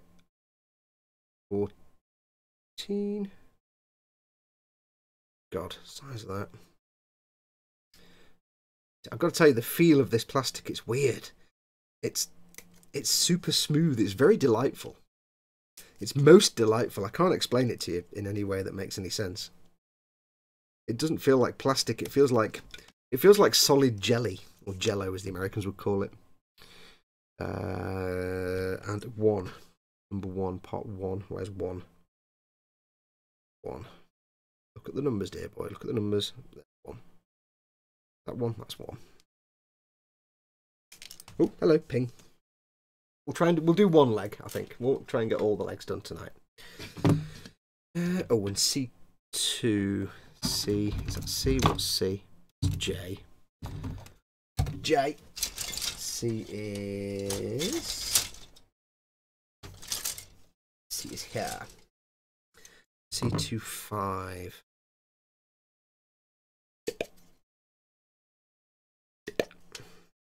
You grew up in the 70s, you'll know what a Pop-O-Matic is. If you grew up playing board games in the 70s, you'll recognise the name Pop-O-Matic. Now, this might not fit because I've not pushed it all together properly, so let's have a look. It needs to be that one. Oh, I see. Oh, I see. Aha, there is some chirality to this. There's a slopey bit here on this leg. It needs to be the other way around, so I need the other part. Ugh. Why not have them... Ugh. Oh, they are. I did I15. I'll take it back. I cut the wrong one off. Hello. I cut off I15. I needed I14, you stupid boy. I told you. If you don't get your full 100% quota of incompetence in one of my streams, demand your money back. So that is the right way around. Goes there. This now goes on that. These don't be a super tight fit that I'll never get out. Is that even the right way around? Is that even upside down? Oh. That's right around. That goes there. That goes apparently like that somehow. How does that go on? How does this work even? Oh, there we go. That sits over there. It's fine. I can get that off again. Might be a bit of a struggle to get it off again, but it'll come off. That goes in there. There. Swish. And this little vernier goes on here like that. Done. I'll put this to one side because, in fact, no, what I'll do is I'll just put that on there now because I'll lose it otherwise, won't I? Let's just bite the bullet, jump ahead, and figure out that that goes on there like that. There you go. How clever am I now then? Well, oh, no, I'm not. Is that the right way around? No. Wrong way around. Not that clever. Going home. That's on there. I'll just put that to one side. F11 and F12. F11 and also F12. F, that's G. G. G. F. Why don't I just stand? Might be easier if I stand the sprues up like this. It might be easier, mightn't it? There you go. That's. I don't know. F. That's actually a lot easier. Brilliant idea, me. Don't know why I didn't think of that an hour and a half ago. F11 and F11, F12. Oh, they're big. F11. Also F12. Oh, by the way, because somebody asked me this and somebody mentioned this. Zach over at Zaku Aurelius. It's an excellent channel. He does Gunpla, exclusively Gunpla and stuff. He's done this as well. He did 2 2-hour live streams, one night after the other, in which he snapped together the whole thing in 4 hours. He got all the parts off the sprues and built it all and did a live chat. And somebody did point out that he'd already done this. So just to make the point, I did actually have a little tiny conversation with Zach and said, "Oh, it's brilliant that you're doing that. I was going to do that as well." Because I was going to plan this from when it came out. I said, "Oh, I was going to do that as well." And he went, "Oh, yeah, that's fine. Don't worry about it." I said, I don't want to look like I'm just riffing on you and stealing your idea. And he's fine with it. So, yes, I know Zach did this as well. He frankly did it a lot better than I did. He kind of, after 2 hours, he'd half finished it. I've not even done a bloody leg yet. Right, I need PC13. Where's PC13? PC13. Yeah. Zach's an awesome guy. If you've not subscribed to his channel, if you've not seen him before, it's Zaku Aurelius. Zay. There's no such letter as Zay, Fox. Zakuaurelius. Zaku Aurelius. Go subscribe. He does lots of reviews. A lot of the stuff he does is reviews and sort of, you know, quick looks at kits and things, but he also does some stunning actual build work as well. So, it's 3D spatial recognition. Good God, man. So do check out his channel. But yes, he knows I'm doing this. I said I was doing it. Kind of had the idea before I knew Zach was going to stream, but what you going to do? What you gonna do when they come for you? Bad boys, bad boys. What you gonna do? God, that takes me back to watching Cops in the 1990s. Does anybody remember? Here's a question for you. I'll go back to chat in a minute, but I'll do one of my meandering thought processes. Anyone remember a TV series? It was like a Cops thing. It might have been like a thing about, I don't know, LA police or something. But it was hosted by Sheriff John Bonnell, retired. And it was like, Sheriff John Bonnell, retired. And he had this kind of particularly nasal voice. I just have flashback memories to Sheriff John Bonnell, retired. Right, now I'm not putting the grey bits on here. Jeff told me that these are an absolute pig to get off again, so I'm not going to put those on. I'm leaving those off. Unfortunately, again, I've just noticed it's a white kit, so it all comes out kind of overexposed. I'll get the next little piece put on there, and then we'll do some chatting. So it's M15, no, F. I need M15. M15. What is there? You are. That's M1. M15.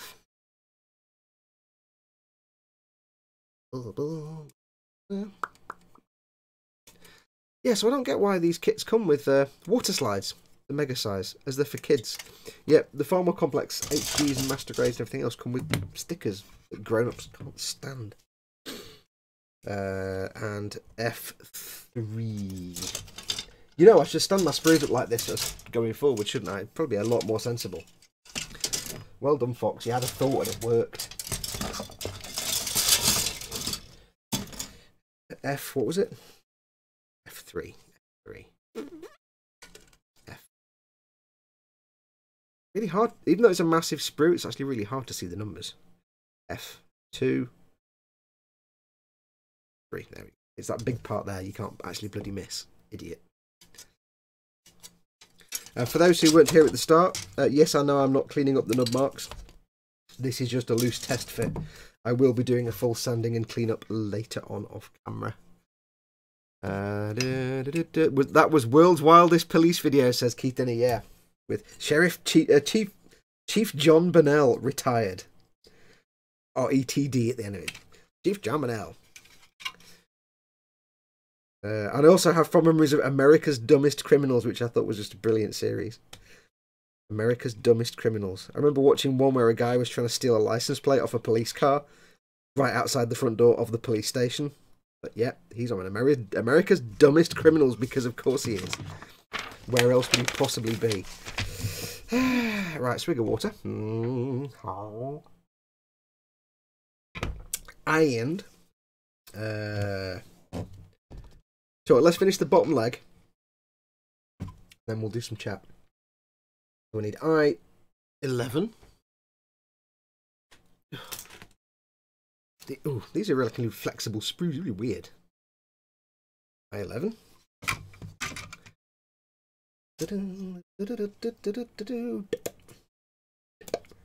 I'm hoping these parts where the nubs go on are all hidden, so I'd have to clean them up carefully. We need I2 and 3. Now I can stick these bits together, but I know I don't want to really put them in because I know they're going to be hard to get out. Jeff also warned me about the knee area being a bit of a living hell to take apart. So, yeah, be careful on that one. And we also need F1, which is this big bugger here. Big nubs on it. Yeah, they're not kid friendly. F1. Didn't even need to look for the number on that one. And A3 and E4. A3. A3.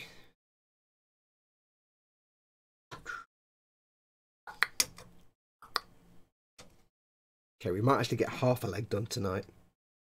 I might not get a full leg done. I don't want to go for like 3 hours. E4. E. I don't think I've got E, have I? Have I got E? No, I haven't got E. Hang on a minute. Hang on a minute. E. E. E4. Size that shield. E4. E4. Now I will be obviously filming the paint and everything. I'm not just doing this and that's it. But I'll just get this. I'm just doing this as a quick fun snap together thing tonight, just to, for those who weren't here at the start, I'm doing this just so I can figure out my paint process afterwards. I'm just getting it together so I can see what it actually looks like. How does that work exactly? Oh, I see. Goes in there. That. Okay, that goes in there. Und then that goes in there. Like something. That size. Most impressive. Again, I'm only putting it together loosely because our sadness will ensue if I can't get this apart again. And then on the other side we have E4 goes there. Or does it? No, it goes there.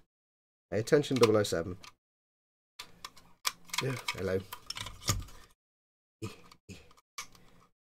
Get on. Bit of a tight fit because it's not squished together, you see. Goes there, like that. Do it the right way up, idiot. This goes over here, like this. Oh, that's nice. I like the way that fits in there, that's really nice. And then these two pieces go together.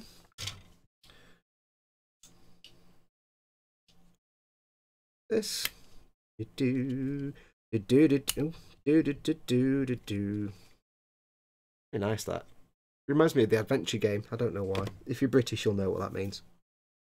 I also need F2 and F13. F2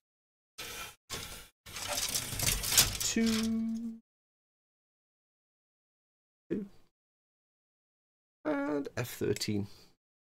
Let me know if this camera angle works, by the way, or if it's complete suck and you can't see anything, or you keep seeing the side of my head or something.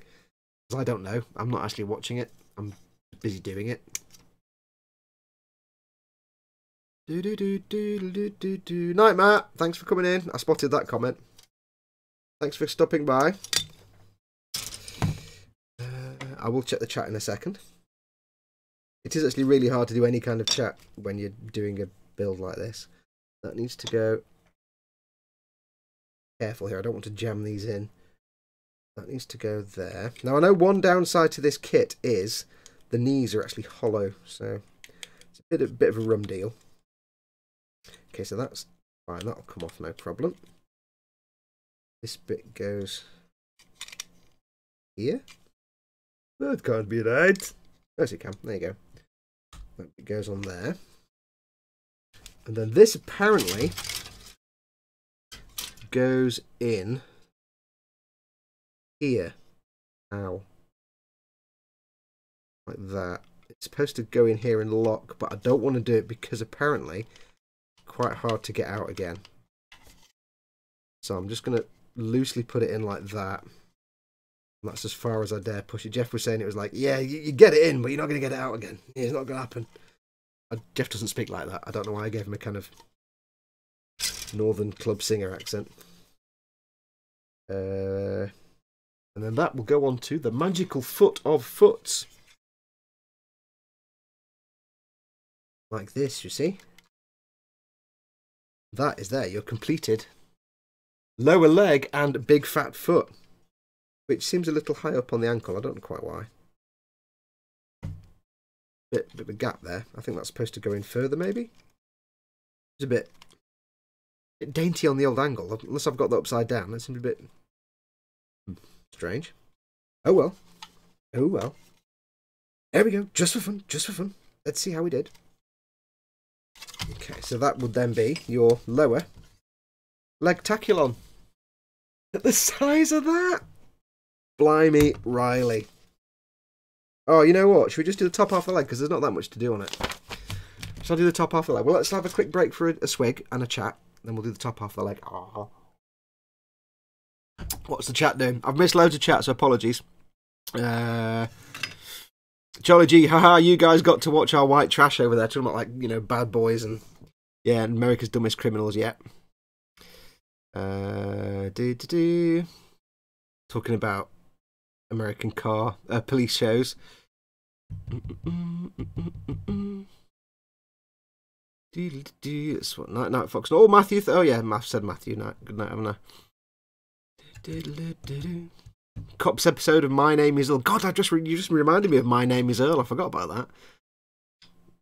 I should go after practice, but I'm so tired, and this is really relaxing to watch as Raging Bassist. And just chill, dude. Take a chill pill. Mellow out with us. Just pretend I'm Bob Ross, but louder and faster talking in English. You know, I can't. I'll just give up on the Bob Ross. Faisal says, got to go night. Thank you for coming in, Faisal. Scott, night all. And the Revell Master Series kits are not covered by Revell's spare parts deal. Ask me how I know. Yeah, well, of course they're not, because they're not made by Revell. They're made by Fine Molds. Fine Molds make them and box them, but have Revell's logo on them. So, yeah. What part did you break? There's a question. Did you lose part A22? A22 is the worst part in the world. It's like that big, and it will go everywhere. There's millions of them, and they go everywhere. Scott, I'm not going, says Scott Thompson. I just mean good night to people who are. Are the red parts almost clear? They are. They are. You see there. It doesn't really come out on camera, but they are basically clear. But they catch the light on the edge, so they look bright around the edges. It doesn't really come out on camera. On camera, they're not. In real life, they're not actually this sort of orangey red. They're more kind of this colour here that you can see, this pinky purple colour, is kind of more like what they're actually coloured like. It's kind of weird on camera. But the problem is, I do know that on this kit, in certain places, they'll look bright red. And then other parts where you're putting it over a white piece, it'll just kind of come out looking a pink colour. So there is that, but I'm not too fussed about that. But yeah, they are beautiful. It's the weirdest plastic. It's kind of slightly flexible. But it's weird. It's not the same as the Beam Saber parts. It's not that kind of flexible. But it is beautiful. And I think it might have a slight glow under ultraviolet light as well, or black light as the Americans would call it. So, yes. How much does a Gunpla like this cost? This is the Mega Size Unicorn. It's about 75 quid. 75 pounds, which is about... yen is about... Well, I can tell you the yen price. It's got the yen price on the side. The thing with Bandai is they put the price of their kit on the side of the box. And in yen, it is somewhere. Can't see the price. It's also upside down, which doesn't help. It is. I can't see it now. I think it's about 7,500 yen, which is about 75 pounds, which is about, I don't know, $80-90 or something. It's about $12.8 million Australian.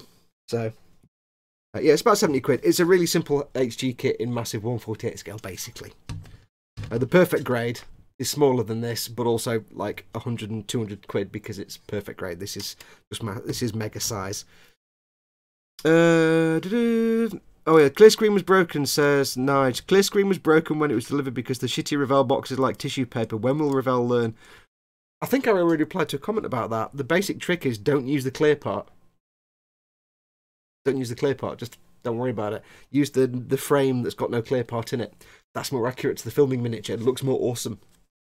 You get a clear part, you've got to mask it, and then it looks shiny, and it looks...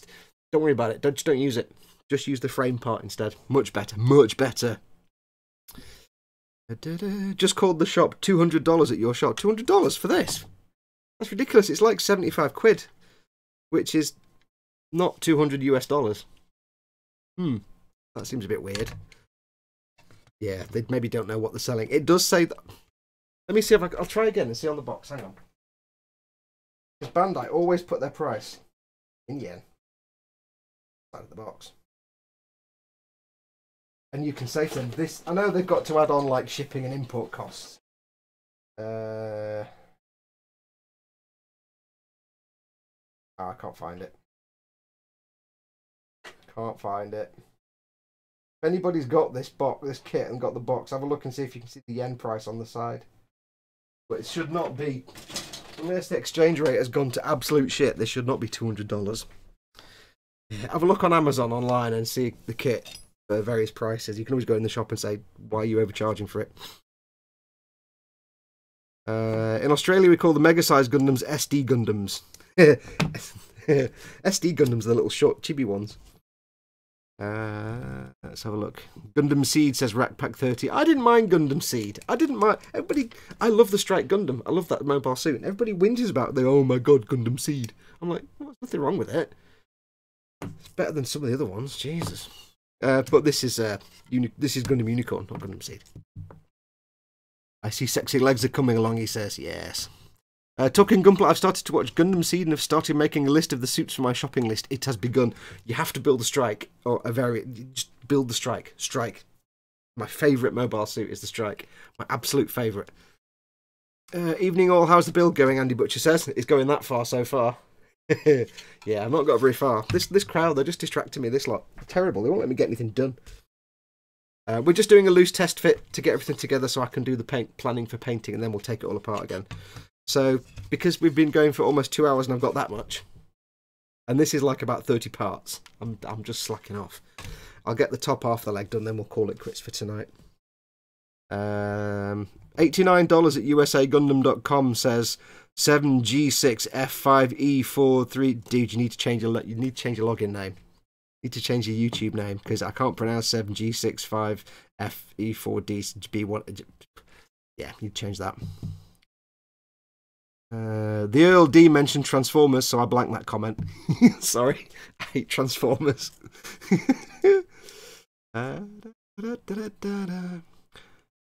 Scott Thompson, live edge perspex. I don't know what that means.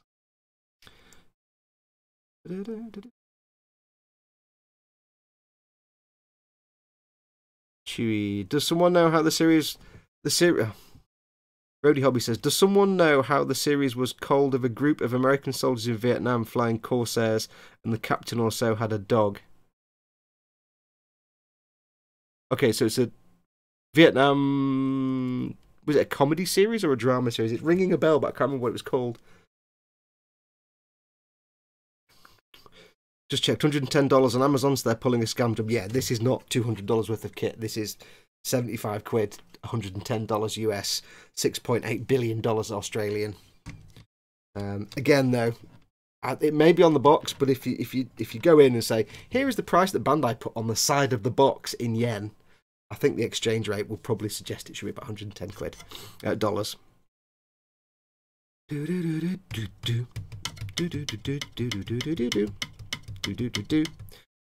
Dave says, Japan Cool currently charging, I think, £103 plus postage plus rip-off free. The thing you have to remember about UK retailers, Big Dave, is that they're always going to charge you more than you can buy it on Amazon from someone in Japan. Because when a UK retailer buys a kit, they're not a distributor, so they don't get big trade discounts. So they have to buy it, like I was saying earlier on in the stream, I might have missed it. If you're a UK retailer selling Gunpla, you have to buy it under the counter from some dubious third party somewhere. You can't get it from Bandai, so you don't get trade discounts. So when somebody like Japan Cool or some of the other UK stores buy this, they'll buy it for the same price that you buy it. They might get a little bit of a discount. So they might go to somebody in, I don't know, some country somewhere in Europe, and they'll be like, they'll get charged the same that we pay, 75 quid, maybe a little bit less, but then they've also got to pay the shipping on top of that to get it, and any customs and clearance.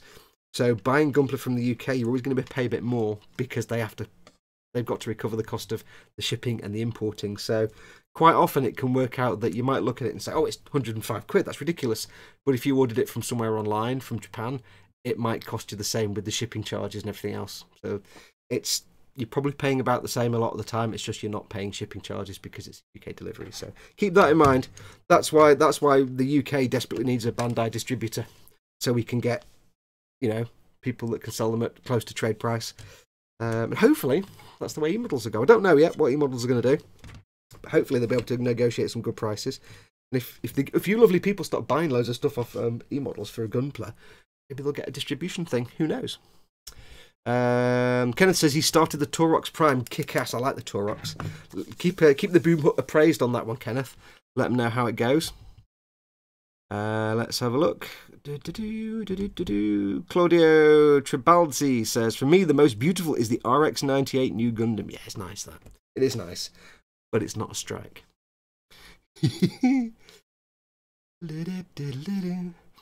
Charlie G, what the heck, I was going to go and pick it up since all my birthday presents have been held up and are late. 12 o'clock high, possibly, says Piddlehead for that plane series. Roadie Hobby, comedy and drama, bought some good laughs and so can't remember how it was named. No, I kind of know it, but I can't remember it. Yeah, 7G6F5E4D3C2B1A. That's not your Wi-Fi password, is it? You've not named yourself after your Wi-Fi password. Nige retracted a comment. Don't know what he said. Barbar Black Sheep. Black Sheep? PHS. Yeovil. Shitting fingers. Wait, what? Are you having a special moment there, Scott? Are you going a bit wonky on us? Are you going through the turn or the phase? The Psycho Frame parts live edge perspex. Oh, right, okay. Nice, though. Apparently, it's like it does react under UV light. I just don't have a UV light.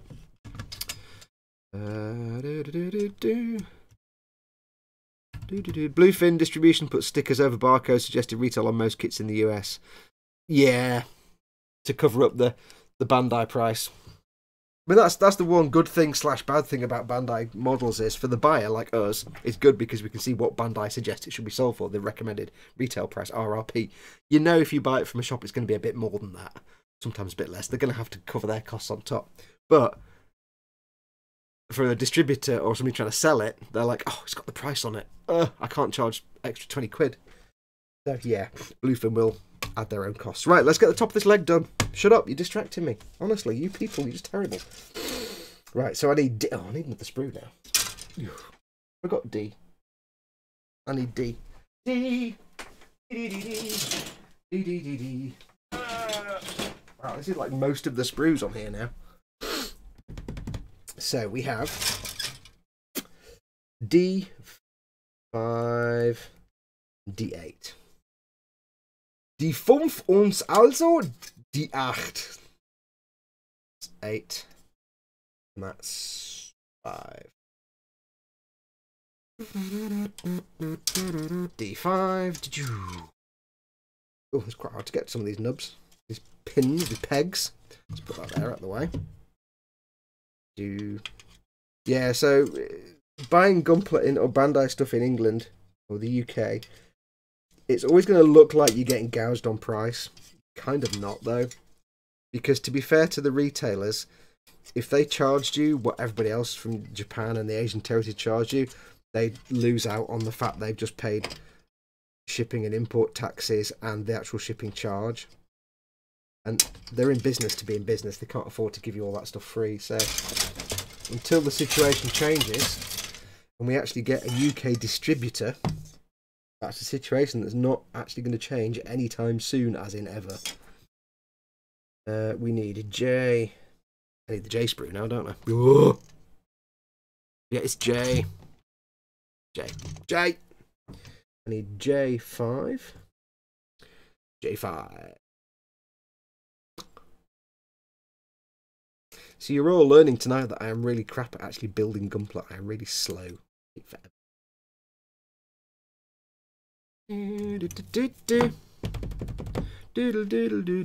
Proper wonky, says model making guru, says Scott. You gone a bit wobbly. Fox, try getting your hands on the mechanical Ziegler. I got mine in the box and it's still the size of a computer chair. Yeah, yeah, I know that kit. Yeah, maybe one day. One day I will get the garage converted into an awesome work studio, and then I'll be able to build these really massive things. PC 6, 5, 6. That's the plan. If somehow I can raise like 20 grand to get the garage knocked down, rebuilt completely as a proper work studio. Anybody out there wants to suddenly do a Patreon payment of like 25 grand, that'd be absolutely awesome. That'd be brilliant. You might get episode 7 of the D'Agostini Falcon build. Right, which way around does this go now? That way. So this. What? What? Like that? Yes, there's a little slot for the little hole. Now we need these parts, which if you built a large number of master grades, you will recognise straight away as the sort of the hip ball things. Now, traditionally, when I build a Gundam, I actually make the inner frame the shiny metal part. But because I'm going to make the entire exterior the shiny metal part, I don't quite know. I just cut them off without even looking at the numbers. I don't quite know how I'm going to paint the inner frame on this. I haven't quite thought that far ahead. Okay, so that is PC1 and PC1. 1. Is that 1? I have to get the light on this to see the number because it's really dark. PC1. C1. Action Snip. 2 hours we've been going, and I've done bugger all. You should know by now, these live stream builds, they're never productive. Also, I'm having real trouble seeing the damn things. You see, well, why is that kind of weird? C1 goes there. Is that correct? Yes, it is correct. PC1, PC1.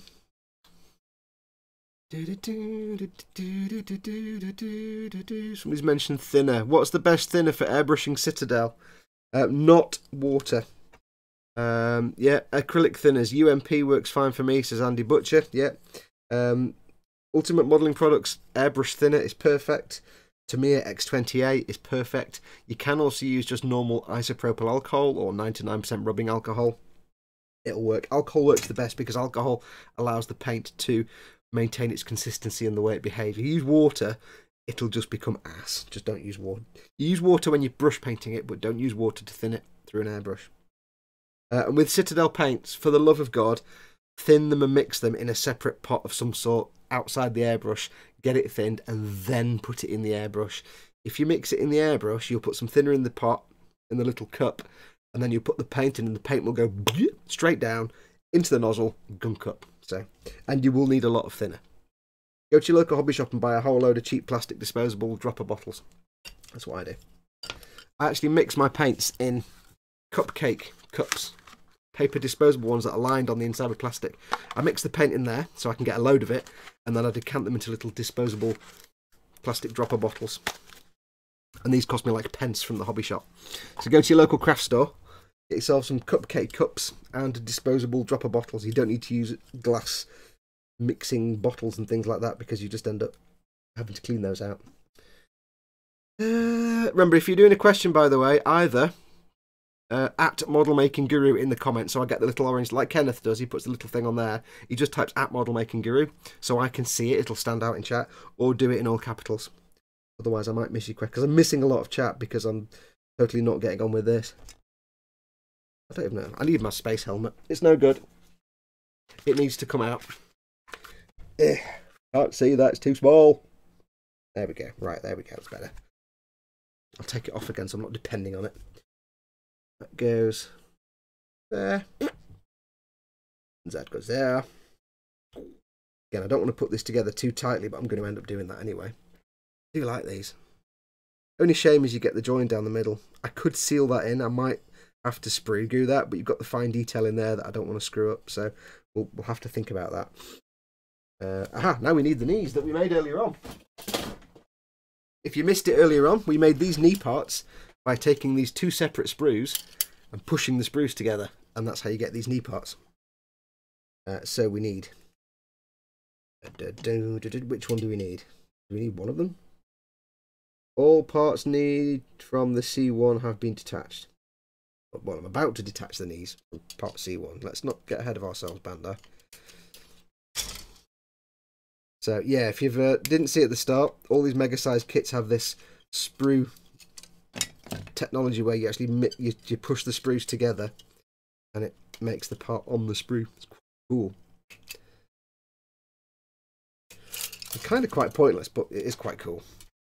That's the sprue. I don't need anything on there. Don't need anything on there. I'm a bugger for checking my sprue before I throw it away. Oh, I need some more parts. I need C9 and C2. C9 and C2. I need you. C9 and C2. Oh, C10. So it's these two parts then. C9 and also C10. It's weird because I'm not trimming the nubs at this stage. It's like a kid building it, just putting it all together. Way! I'm not actually thinking about it. Kenneth says, or break your back, go into hospital and keep all the medicine cups they give you tablets in. Yeah, there is that. That's probably not the best way to do it though, Kenneth. Not the most... It's not the least circuitous way of doing it, let's put it that way. Nice says thanks. Will Gunzi leveling thinner? If that's the lacquer thinner, then no, because you don't want to put lacquer thinner in acrylic paint. If it depends. You want to use, for acrylic paints, you want to use ideally an alcohol-based thinner. Not if you use a lacquer thinner. Lacquer thinner is super strong chemical solvents. That's for lacquer paints. And I think Gunzi Sangyo leveling thinner is lacquer. That will just end really badly. So don't put them in there. To me, if you can get Gunze Sangyo, you can probably get Tamiya X20A, or like I say, if you can't get them, just go to your local. I don't know what country you're in. I'm going to assume they're in the US. I don't know why I always assume people are in the US. Get yourself some from the drugstore, some 99% rubbing alcohol. That's also, or in the UK it's called isopropyl alcohol or IPA or isopropanol. Get it from hardware stores and chemists and drugstores. But yeah, Tamiya X20A is really good, and the Ultimate Modelling Products airbrush thinner is really good. What am I doing now? I need PC6. It's really hard to see these numbers with my rubbish eyesight. I'll tell you what, it's really hard not to like hum a little tune that's going to get me in trouble with copyright. When I'm doing these live streams, I have to really consciously not do a copyrighted piece of music. I'm using the headset, sorry. This goes there. It's all dark grey, I can't see it. That goes in there like that, apparently. There we go. That goes on to here. Like that, you see? Okay, and that goes on there. Oh, I see. I understand now. That's a very tight fit, so I don't want to get too handy with that. Will it come up? Yes. Again, I need to be able to take this apart, so I can't get too handy with the squishing. I need to leave gaps so I can get my little separating tool in there. So now we have an knee. Back of the knee, front of the knee. That bit. So it means I can paint all these bits separately. And that will be happy times. And I'll show you when I finish this bit. I'm not going to put it together fully, but I'll show you when I finish this bit how it actually goes into the rest of it, so it makes it easy to paint. Now we need those two bits, which go onto here like this. So we have D. Which one is that one? I don't know. That one. D5. 5. Now these were hard to put on the master grade, so I'm going to guess it's exactly as hard to get on this one as well. Is that way, you idiot? There you go. That's better. And that one goes there. Again, I'm not going to push them in all the way. I'm not going to put the bits of Psycho frame in there because I'll probably never get them out. That's a tight fit. Wow, that's actually... Yeah, I may have screwed that. Oh, bugger. Worry about that later. That'll all come off. There's a bit of the upper leg. You'll have some Psycho frame in there. Ooh, lots of model making gurus. Hang on. Do you have a set of magnifying glasses with LEDs to see smaller detail or scribe more small panel lines? No, I have my magnifying visor, which is about 100 years old and cost me about 5p.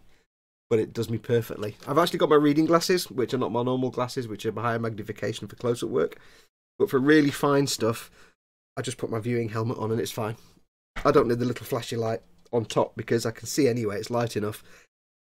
And when I had one with a battery on it and a light on the top, it was too heavy. Give me headaches. Time for a new set of reading glasses, says Andy Butcher. No, it just is really small and really dark, and I'm trying to read it from this distance, so I'm not like this on camera. Hello. And it's just, I just need to get close up. Any idea what C1 Metallizer will do over regular non-metallic paints? Work perfectly, but just give you a slightly different effect. I've not tried it, but it will still give you a slightly shiny finish, a metallic-y finish. It just won't be as glossy and shiny as if you did it over a gloss black finish or a shiny metallic colour. It would probably work fine. It might look more like... I mean, I've not tried it, but I would guess it will come out looking like a kind of flat aluminium kind of colour, something like that. Not quite as super reflective. It will probably still be shiny, because I did it over the Duraluminium, which is not super shiny, but it's shiny. And that came out quite nice. Just try it on a spoon. Get your spoons out and give it a go. I know my YouTube name is obnoxious, but to say so, just call me 7. There you go. I'll do 7. I guess you set your YouTube channel up before you decided. I don't know. It's not obnoxious. It's just like I'll just call you 7. Hey Fox, do you have any recommendations for a brushable primer? Here in the West Midlands, it seems too cold and damp to rattle can prime. No, not really. I mean, UMP, the ultimate stuff. I know I harp on about this a lot, but there's a good reason I harp on about it, because it's fucking awesome. Not necessarily the gloss one, but they do a matte one as well. This is the same as Badger Style Res, and it's the same as Ammo by MIG One Shot. It's about as good as you're going to get for a primer you can brush, but it's not brilliant at brushing. Primers aren't best brushed because it puts it on really thick, and ideally you want it a thin coat so it doesn't obscure any details. But that's probably about as good as you're going to get for brushing. If you can, though, I mean, long term, we're thinking about getting an airbrush, even just a little cheapy one for priming, because trust me, it will make your life a lot easier. The only thing I rattle can now is matte varnish, because you can't beat Humbrol 49 matte acrylic, and occasionally a primer coat if it's something just really big that I can't be arsed airbrushing. But I very rarely. I don't like doing varnishes, like matte varnishes through airbrush. I suck at it, but primer, I'm more than happy. This stuff, you can airbrush it like a dream. You can brush it. I have brushed it before, and it is fine. It's just you're putting quite a thick coat on, so it will go on quite thickly. It might obscure some little details. And if you've got moving parts like on a Gunpla, if you've got 2 parts like that there that move around each other, yeah, they're just going to rip the paint off because the primer is going to be so thick. But if it's like something like a Warhammer kit, it's fine. There you go, just brush it on. It's thin enough for that. If you're building a Gunpla with moving parts, you want to airbrush it really. But for a static model, it'll be fine. Just brush it on really. Use a big flat brush. So get yourself a brush like, I don't know. That's a pen. Why is that in my brushes? That's a pen. That's not a brush. Get yourself a nice big flat brush like that. That's a Citadel one, but just a nice big flat brush. And just get it on there. And don't have tons of it on there. Just get it on the brush. Get a little bit of it off. And then just work it on and do it in thin coats rather than one thick coat. Can you not enlarge the text on your iPad? Like that? Yeah, but then you see it goes off the side. That's the problem. Remember, this is the world's oldest iPad. This is older than the internet. This iPad is as old as, like, you know, steam powered horses. I can see this. It's fine. I can read it. That's not a problem. I can read that perfectly because it's black text on white. So that's not a problem. Reading that, it's seeing a little shape on here. I'll show you. It's like that bit there, which is dark grey and other dark grey, and I'm trying to see whether there's a little nub on the polycap, which is also dark grey. Yeah, I can't see that. Text I can read on there, no problem. Or do you just want to read the comments? You want to read the comments? Well, there you go, see? I can't show you that tab there. That tab's got porn on it. Hasn't really. It's just got the other YouTube page, see? Oh, break it now. You maybe press a button and everything. Let's have a look. Where are we up to? Vallejo made a new primer just for Gunpla to resist the paint coming off on joints, but I haven't tried it yet. Personally, if you give me a Vallejo primer, I will put it in the bin. I have no faith at all in Vallejo primers. Every time I've tried to use one, they've been shit. They don't stick. They don't dry properly, in my experience. They're not sandable. They're horrible. They're horrible. They're horrible. If you can get UMP, if you can get Badger Style Res, or you can get Ammo one-shot primer, they're all the same thing.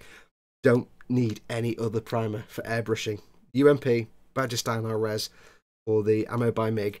It's the best primer there is. I know in Australia it's a bit more fiddly to get. The only primer that's better than that is, oddly enough, Citadel's Chaos Black, which is brilliant, or Tamiya rattle can primers. Tamiya do a grey and a white, they don't do a black. So if you want to rattle can it, Tamiya white or grey, the fine or extra fine, are the best primers you'll ever use from a rattle. Well, they are the best primers, they're so durable.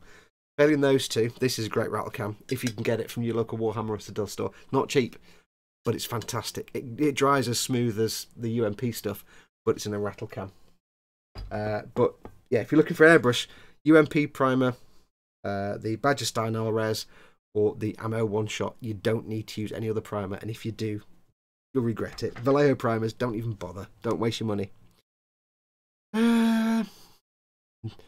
Okay, fair enough. Well, as a follow-up, I've got the Tamiya Grey Primer Rattle Can for its Gundam. Would you say it's the coldest you can spray primer?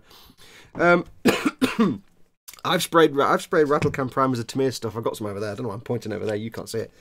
I've used it on quite cold days. If it's cold outside and you're not going to be out there for long, get the can and get a bucket or a bowl of water and get some really hot, not hot, but very warm water, and let the can sit in the warm water for 5 to 10 minutes.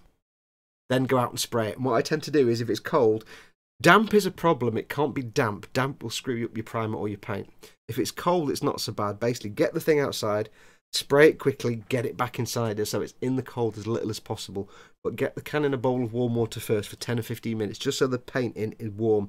The reason you do that is if you rattle can when it's cold, the paint collects in bigger blobs and it congeals as it goes through the air, so you'll get rough, blotchy, splatty textures. When you warm it, the paint mixes with all the sort of other agents in the can properly, and it aerosolizes out of the nozzle properly.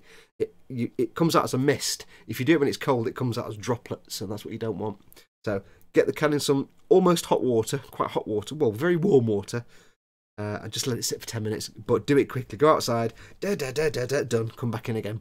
Bring the thing inside so it can dry in the warmth. But if it's like frosty, yeah, don't. I mean, cold, chilly, but not like ice and snow and stuff like that. It's more important that it's dry and not humid. Cold it can cope with a bit if you're quick. Right, I was getting this done, wasn't I? And then I totally wasn't. Now we need, not going to put those bits on. Not going to put those bits on. We're nearly done, folks. I need F8. F. F. F8. F8. That's 8. There we go.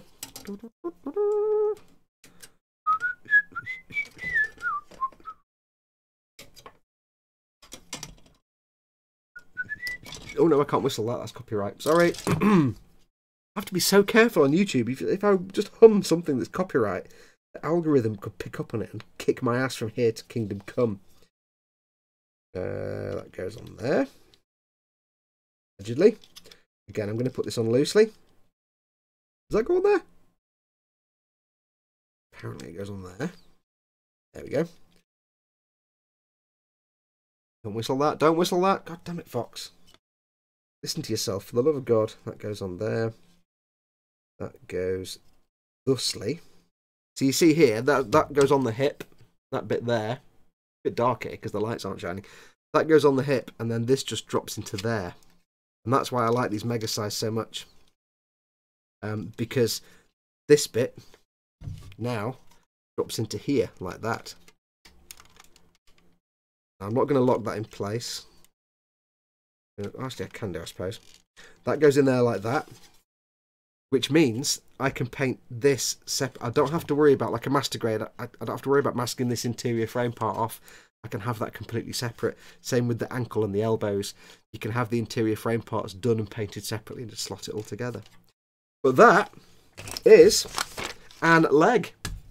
And it just about fits on camera. We have an gam. And a fine gam it is as well. Here we have our first leg. Which way around is that? That's a bit loose there. That's actually disturbingly loose, but never mind. We have our first gam. That's a bit big. Now, bearing in mind, remember, the unicorn has big legs, so you can imagine the torso is about here. I mean, the hip is probably about here. The torso comes to about here, I would say. And you can't see this, it's off camera, the head. So I'm going to guess it's probably about... This isn't going to work.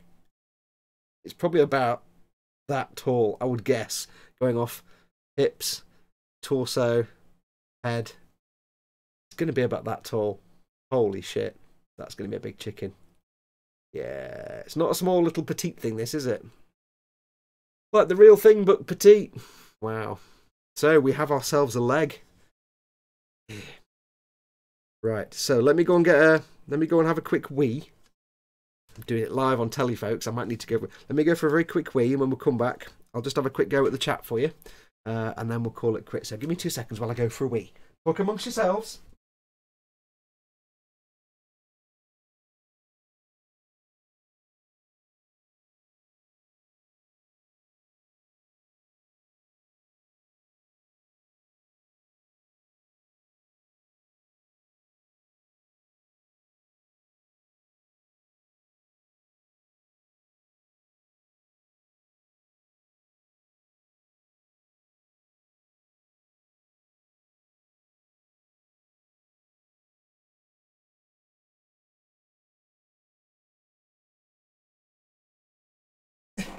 And we're back. Hello. Yes, I'm very quick when I need to be. So, we have a leg built. I suck. That's like 2 hours, 20 minutes.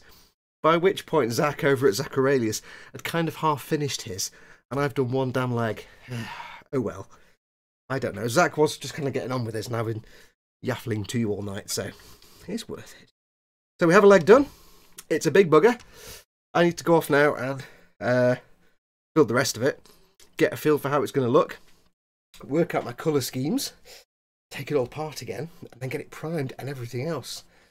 So, yeah, I'm having some ideas. Let's see what the chat's doing anyway. What are we doing?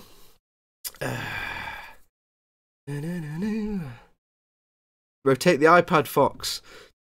I can't, because if I rotate the iPad, this is an old iPad that drains the battery in about 10 minutes. So I have to have it plugged in permanently to the charger because the screens on don't ever lock. So it's plugged into the charger, because if I just had it on its side, it'd just die. Also, it would fall over. 7 says, try Montana 94 spray paint or Molotov Belton spray paint or Montana Gold spray paint for the best aerosol self-leveling paint that can be decanted or used straight out of the can. I've heard of all 3 of those, actually. But I don't think you can get them over here in the UK. Vallejo paint in general is soft crap. It just flakes off. I've not actually used their paints. I've used the. I did use the. I'll put it now. Put it away somewhere. I used the Duraluminium. That was really nice. That was a beautiful paint. So I've nothing against those Vallejo metals. They're quite good. Or is that AK Interactive? I don't know. New tablet has not yet learned to swear in predictive text. The Vallejo Gloss Black is really good, and the paints are too. It's just the matte primers that suck. Yeah, the primers are rubbish. Just the best thing to do with a Vallejo primer is basically burn it, or put it in the bin. Burn it. That is huge, says Roadie Hobby Corner. It's a big bugger, and that's just one leg, dude. Just one leg. But you get some nice posing out of it. You get some nice movement out of it. The polycaps in the knee are actually got little ridges in them, so it can kind of lock into place. And the reason I'm building it like this is so I can look at it now and see where I'm going to have, like, parts rubbing. And I can see here, I don't think I'll have any problems, because where the bits rub here, it actually hides the bit it rubs over anyway, so that's fine. I don't think I'll have any paint stripping off problems there. What else have we got? Pretty sure Unicorn is one of the tallest Gundam. Not one of the tallest, but it's got legs. Got a big set of legs on it. It's taller than the RX 782, which is, I think the RX is 18 meters and this is something like 20 meters. Have you seen the life size one in Odaiba yet? It looks awesome. It looks awesome. I just realised your screen wipe noise from your earlier videos is just your mush. Here's me thinking you had some special effect. You mean when it goes? It's actually from Metal Gear Solid 2, I think. Metal Gear Solid 3. When you go into the I think when you go into the radio system. No, it's Metal Gear Solid 5, and it's when you go into the menus, that kind of noise. Did you wash your hands? Yes. I'm just very fast. It was only a little wee. Don't worry. Andy Butch says Zach builds crazy fast. Zach does build crazy fast. Zach's built about 1 billion Gunpla, so he's a lot faster than me. I'm still just playing with it and learning, so I have a lot of respect for Zach, actually, I will be honest. Like I said before, if you don't know who we're talking about, just go and check out Zaku Aurelius on the YouTubes. I do recommend his channel. He does great reviews. I don't know how he fits it in. He's got a family and a little one, and he's got a job, And yet he's producing a video like every other day or every day. It's like, where do you find the time, dude? Where do you actually sleep? When he was doing his live stream, it was like 3 a.m. his time. So it was like, God, I don't know where he finds the time. I struggle to get 1 or 2 videos a week. I'm doing this full time, so yeah. So yeah, go and check his stuff out, man. If you weren't here when I said it earlier on, a few people have commented on the fact that Zach Aurelius did exactly this when this launched, when this came out. My plan was to do that before it came out. And then he did it, and I said to him that was what I was going to do, and he was like, he was fine with me doing this. I'm not ripping him off. I've not stolen his idea. So we just had the same idea at the same time, but he did the full build. I'm just doing this as a quick thing for you guys, just to have a bit of a live stream. I'm not going to show you the full snap build. I'm going to be painting it and doing a full video build series once this is together. Anyway, Montana 94 comes from Spain, and Belton and Montana Gold are from Germany. Okay, I didn't think you'd get them over here. There's always a lot of problem with actually, no, I might have seen Montana paints. I'll have to have a look. Paul Stewart says that Gundam's going to be taller than Chris. Everything's taller than Chris. Even Chris is taller than Chris.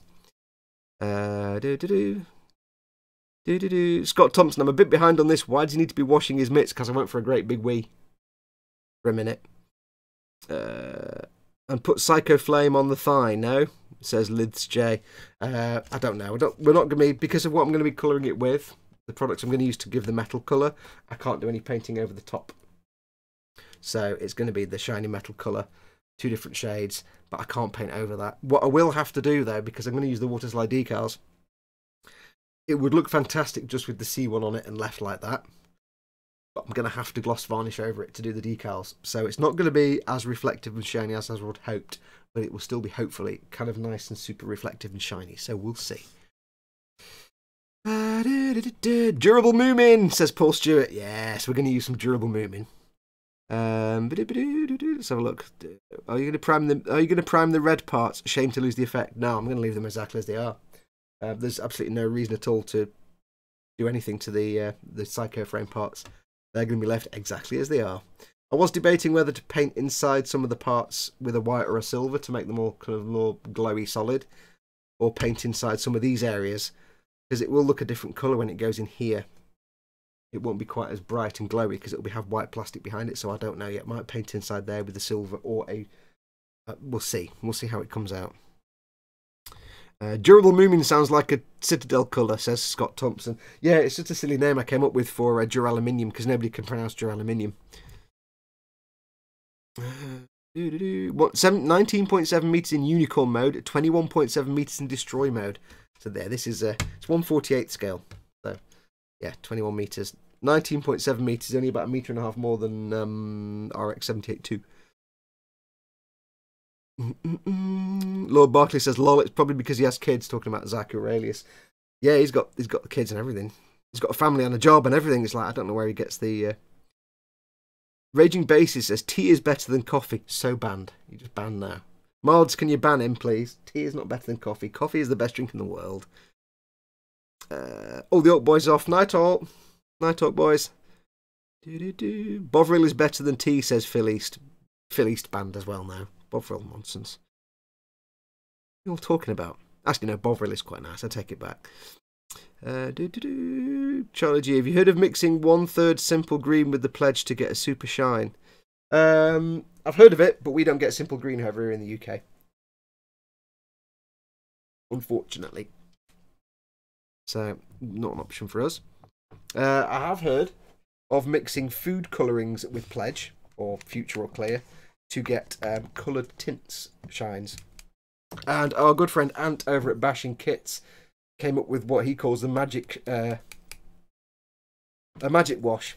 I forgot what we called it then. A magic wash, which is basically pledge plus a very tiny amount of, say, a dark colour or a black colour to make something that is both a wash and a gloss coat at the same time, and it's a brilliant idea. Kenneth says, when I was in hospital, they asked me how tall I was, and I told them I'm not sure, but I know I'm half a vertebrae shorter. Yes. Yeah, you've always got to have the gallows humour, Kenneth. That's how it works. Let's have a look. Andy Butcher smiles. Sorry, yes. Mornings are for coffee and contemplation. Yes. Raging Bassist. No, I'll be good. Yeah, you're not really banned, Raging Bassist. Just don't spout your hedonistic heresy about tea. Don't know. Right, so I think that's going to about do us. So I need to go away now and build the rest of this. What I'll probably do is stick a picture up in the boom button on the Guru page once this is built, just to give you an idea of how big this fucker is, because he's a big bugger. Then once that's done, I'll take it all apart again, get it all sanded down, get it all denubbed, and get on with the priming. And I will be filming this as a video build, but it's not so much a video build as more a video paint. Because obviously it's not going to be a complex, it's going to be basically black primer, and then for some of it a metallic coat, for some of it just the primer, and then the C1, and some other bits for other areas, and then maybe a panel. We're going to do a panel line wash. I'm probably not going to do any weathering. I don't think I'll do any weathering. It's kind of against my nature, but when I weathered my master grade Unicorn, it just didn't look right. I think the Unicorn is one of those ones that you kind of have to build not weathered. I don't know why, it does. So we'll be doing this one just panel lined, I think. Maybe we'll do a little bit of weathering around these pipes and tubes, perhaps, just to give it some sort of mechanical look, but the outer shell will keep reasonably clean, which means it'll be shiny. Well, it will be shiny anyway. But we'll do it as a full video paint job, and then at the very end, when it's all painted and decaled, what I might do is perhaps, depending on how delicately I have to build it, given all the paint job on it, we might do an ASMR build. Although I might not be able to, because I'll be putting things together carefully rather than snipping them all together and making the noise. But we'll see. I might do it as an ASMR build, just for funsies. And then that'll be it. And then this is to say, I'm not building this for me. This is owned by someone, so this will be going to someone. So I won't be selling this one. Sorry. But at some point in the future, I've also got my 1/60th scale Freedom Gundam. It's not perfect grade, it's the no grade. And I was going to do that as this shiny metallic colours. So I may still do that the same, because I called it the Shining Freedom Gundam on the YouTube video. So I may do that the same, all shades of the silvers and stuff. And then that I will be putting up for sale. So yes, I need to get my builds done that I can get selling. Because as you know, I tend to build things and then sell them, unless it's free models. Most of my builds go up for sale. So apart from this one, this is already spoken for. When this is done, I do need to get the Yamato done at some point. I don't know when though. So, some point. Wait, I need to get the Yamato done. I need to get some of my Warhammer stuff done. I've got a Valkyrie up there that I really want to build. I've got a Valkyrie, and I've got the other one that I can't remember what it is. I've got to build them. I've also got my Kshatriya, my HG Kshatriya to build, and I was going to do that as shiny metal colour, but I can't do 3 shiny metal builds with the C1. You wouldn't want to watch the same thing 3 times. So, yeah, anyway. Right, last quick look at the chat. The ankle seems to be a bit loose, is it? No, it's well, it's not. It's got the locking, what do you call it? Polycap. Then disappointing is it looks a bit kind of empty, like it's sticking up too far, which is a bit weird. Maybe that's just because it's not fully put together, but it just seems to be a bit of an emptiness there, which is weird. But hey, when the rest of it's together, you won't notice that. Kenneth says it's just lightly put together to test fit. Yes, there is that, but I think that's as far as that goes in anyway. So yeah, it looks a bit weird. It's just, when you take it out, it's just got this big gap here, which just looks a bit weird. But hey, I can live with it. You won't really notice it. Kenneth M, I don't think it counts as selling if your mum buys them. My mum does buy quite a few of my builds. Because she actually likes, my mum actually likes Gundams, believe it or not. My mum likes Gundams. Doesn't watch them, doesn't build them, but... So yeah, I have sold a few to my mum. So there are still, you can see in the back, in my cabinet at the back, there are a few kits in there that I've put on my website as sold, because they have been sold, and I've sold them to my mum.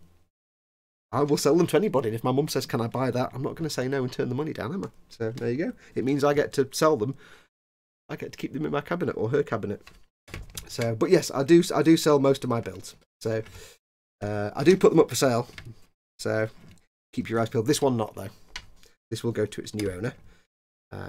What else have I got? I've got my Yamato to do. I've got to finish the perfect grade Zaku. I know. I need to finish that. I was doing that for Ammo by Meg.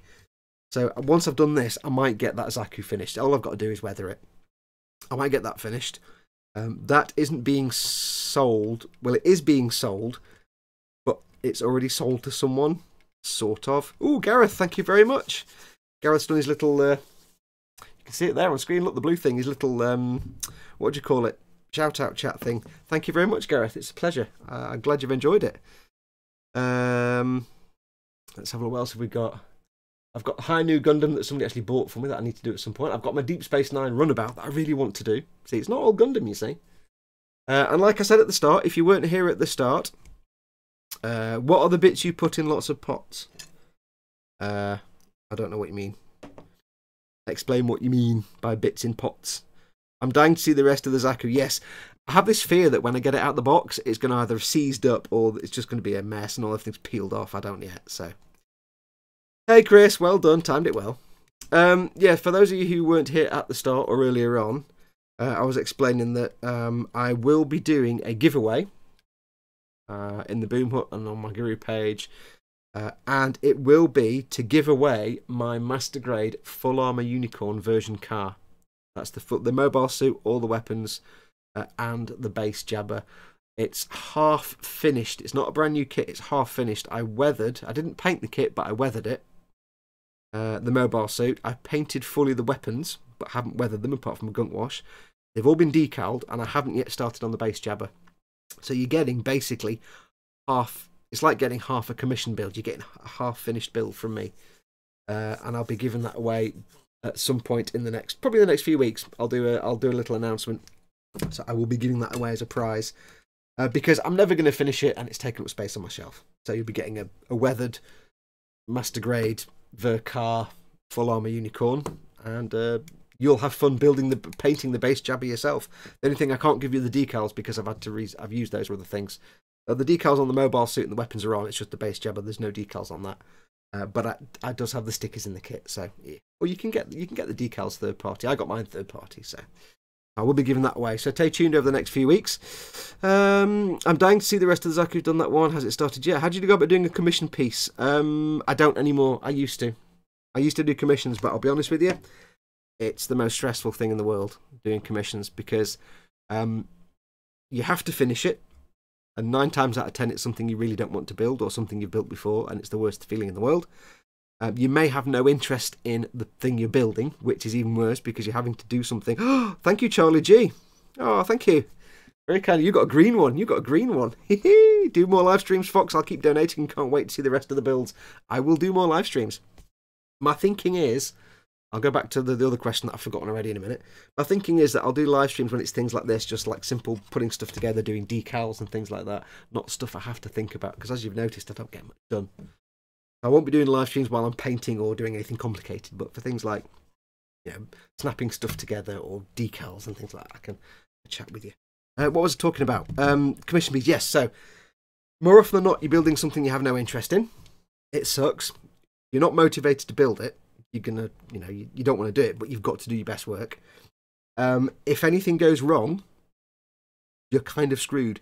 I did a commission of the Heavy Arms Gundam, and the person I did the commission for sent me the kit to build. So I gave him a price, did the build, everything was finished, and then the little tiny figure that comes with it, that's like this big. Hello, my chat's gone again. What? I'm just getting my chat back up, hang on.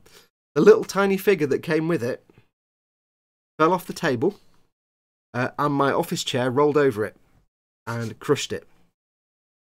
So, what I had to do was basically buy the whole kit out of my own money again, 45, 50 quid, plus 20 or 30 quid shipping, buy the whole kit out of my own money just for the little pilot figure standing up.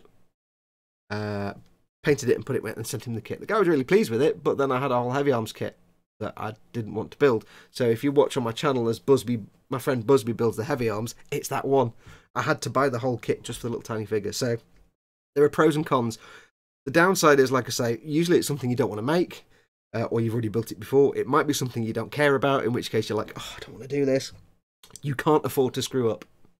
And there's also the nagging self-doubt when you're doing it that you think it's the worst thing you've ever done. In reality, the person who's commissioned it will probably think it's the best thing that's ever been made. But you don't know that. You always doubt your own work. So I don't do commissions anymore because it's not... The money is nice. It's not worth the stress. And then you've got the stress of how do I package it and ship it. And then you have the stress of it happened to me once. Somebody got the kit and then cancelled the payment, which is why when I was doing commissions, I stopped accepting PayPal payments. I ended up just taking bank payments, because nothing worse than sending someone a kit and then they claw the payment back. You've got no kit and you've got no money. But it was too stressful, so I stopped doing it. Some people do it. I did it, and I wouldn't do it again. Unless, I always say to people, though, ask, because you never know. I might be like, I really want to build that. So there might be something that prompts me to do a commission at some point, but at the moment, it's like, nah. Kenneth says, so if I win, can I commission you to finish it cheaply? The only thing that needs finishing on it is really the base jabber, to be honest. That's all it needs doing. And I've seen your work, Kenneth. You could do a really good job on that base jabber, so I don't think you need me to finish it for you. There was nothing left to do on the mobile suit. It was just a simple build it, don't paint it, but weather it. So that's all done. The weapons are done. Bit of dry brushing and metallics on the weapons, you'll be fine. What else? Lord Barkley says, you cut lots of bits before you start. I was going to do that, get everything ready, but then it would have taken 5 minutes and be really boring. It would be more fun just to actually have some pressure to get something built. So what it means was I never actually got my finger out and did all the pre-cutting. So there you go. Oh, I see what you mean. What are the bits you put in lots of parts? The bits you cut lots of bits before you start. You've lost me, Lord Barkley the third to me. I was doing this as I go. Normally I've got my sorting trays, but I'll be honest with you. You've seen before my sorting trays where I get all the parts off the sprues and into like arm, leg, head, torso.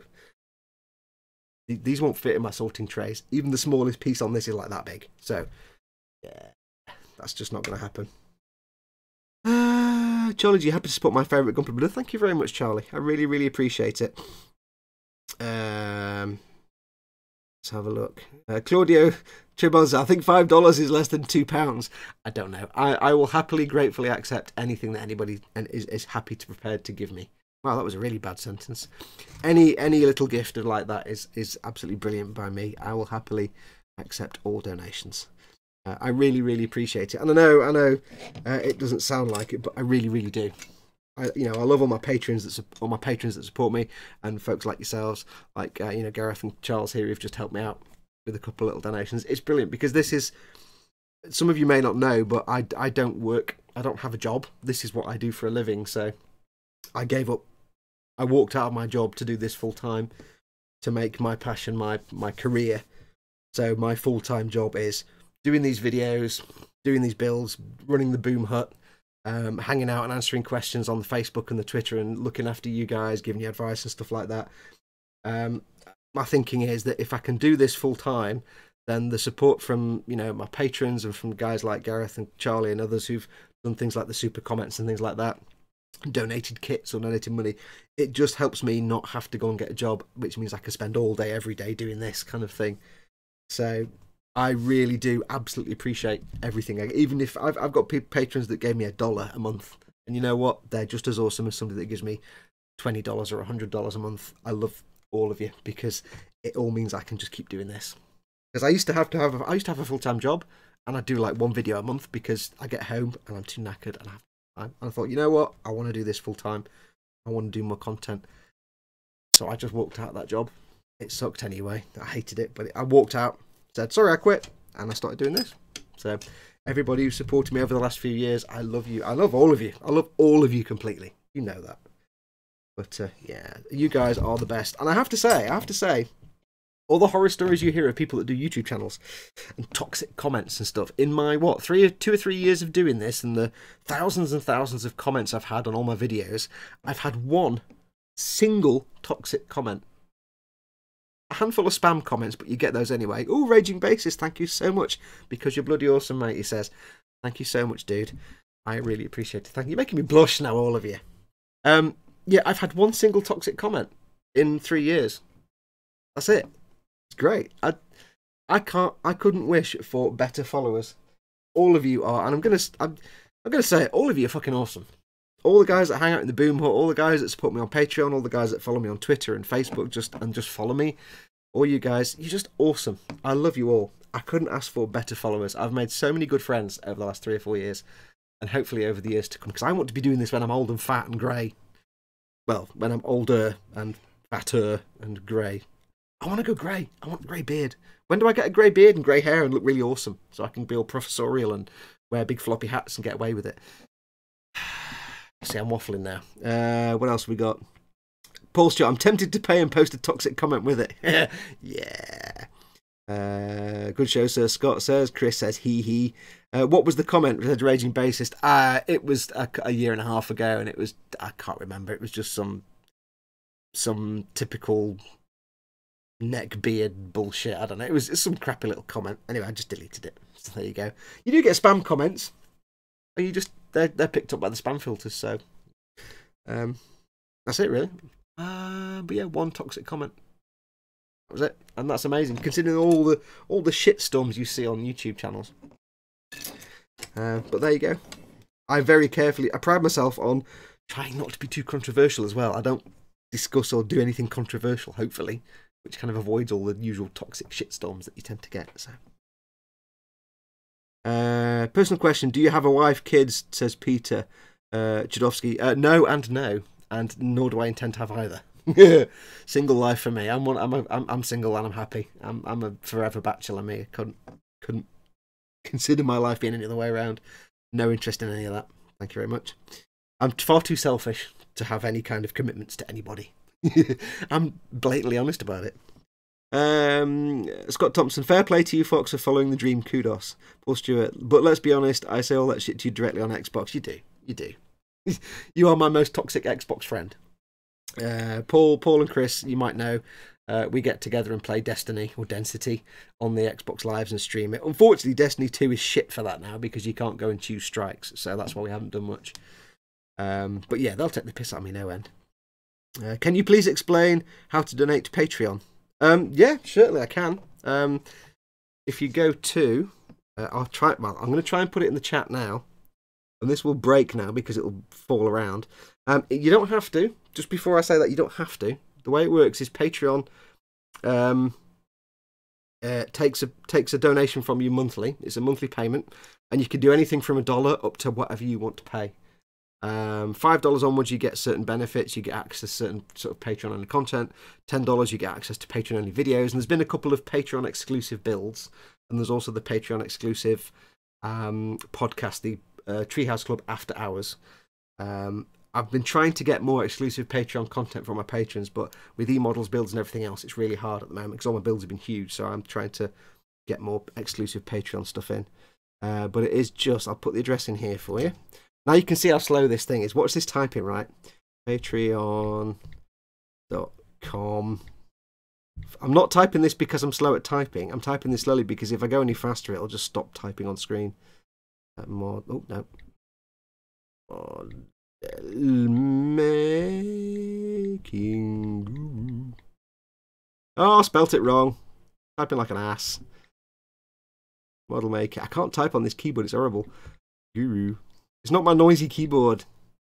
And I've even spelt that. Oh, god damn it. You know. Ugh. I hate this keyboard. There you go. No, that's actually spelt wrong. I've missed a job. Do you know? Right, let me try that again. Ignore that. Let's do it as an actual link for you. I could just open the tab up, but it would crash the browser because it's so pathetic. It can't do more than like anything. Actually, no, so you know what? Screw it. I'll do it the easy way. Let's do it the easy way. Bookmarks. I don't know. Right, there we go. Can I copy that? Select all. Copy. Conversation. Paste. Paste. God, this is pathetic, isn't it? And it's still... I hate the iPad. I hate the old iPad. Really do. Right, there we go. There we go. Except it breaks out of into a weird thing. As I say, you don't have to. If you do, I'd be super, super grateful, but you don't have to. I don't want this to be a selling Patreon thing. I didn't really want to get into that, but it's up to you. Donate as much or as little as you want. It's a monthly payment, so it just takes that much each month, and you can cancel any time you want. Every little penny is appreciated. I've got people that give me $1 a month. You know what? That's fucking brilliant. I've got people that give me $5 and $10. I do a $100 a month thing where I will actually build and paint an HG for you. That's the only commissions I actually do, where it's after 12 months I will build an HG kit. Or, well, we'd have a conversation about what you wanted me to build. I will build a kit for you, paint it free of charge, because you've given me 12 months of donations. I think one of those is coming up in a couple of months. So I need to have a conversation with that patron. But again, you're absolutely not obliged to do that in any way at all. You don't even have to. I just love you if you just follow me on Facebook and Twitter and YouTube. So I love you just as much. So anything else? Right. So looks like my wife trying to type out a text message. This is terrible. It's like if I type at normal speed, it just kind of hangs and stops, and then you miss all your typing errors. It's just a nightmare. That's why doing the chat last week when I couldn't be in the video chat in the e-model stream was just a ball ache. Hashtag falling off stuff, says Gross Models. Raging Bassist, laugh my arse off, Paul. You win 5 internet points. Paul Stewart, I'm pretty sure hashtag. I can't even speak properly now. I'm pretty sure /facepalm is his Patreon URL. Somebody's just paid. Ooh, hello. Nigel Frampton, thank you very much for your patronism. Thank you very much. I love you very much. Not enough to have kids. You're not at that level of patron support yet, but you know. Done it. Yes, thank you very much, dude. I really, really appreciate it. Right, what else we got? I think that's about it on the chat now. We've been going for 3 hours, guys. You got my bit of face here, haven't you? I don't know what to do with my beard. I know it's a random thing to say. I might just keep growing it. I want a Bob Symes beard, but I need to know how you get the moustache to do that. Go and look up Bob Symes. I want his pointed Elizabethan beard. That's what I want. But then I need the white hair. So I need the white hair to do that. Hold your fire. For returning to the hobby, beginner like myself, you've been a huge help, and I've been very happy to support your channel as much as I can. Keep up the good work, Fox. Thank you very much. Hold your fire. That's why I do this. I don't. It sounds really weird, and it sounds almost disingenuous. I don't do this for the money. I mean, I do obviously because it's my income, but I do it because I have such a passion for it that I want other people to be able to have that same passion.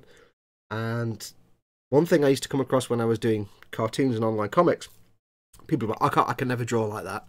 And I'd be like, no, you can. You can draw like that. You just don't know how to yet because I haven't taught you. And I got the same thing with models. People say, I don't know how you ever, I could never do that. And I'd be like, no, you can. If I show you what to use and how to use it, trust me, you could make something like that.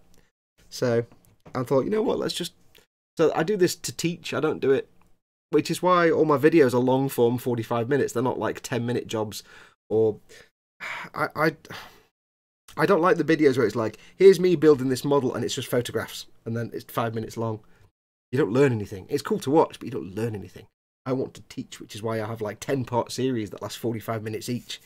And I have to fill the space with waffling and bumbling like I am now. Because I'd rather teach and have fun at the same time than just be like a slideshow.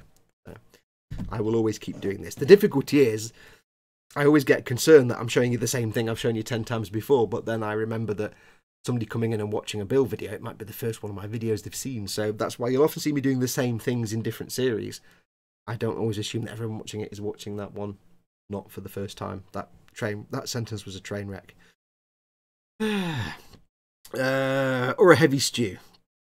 When do we have the baby making talk? Because I think I'm at that level. Yeah.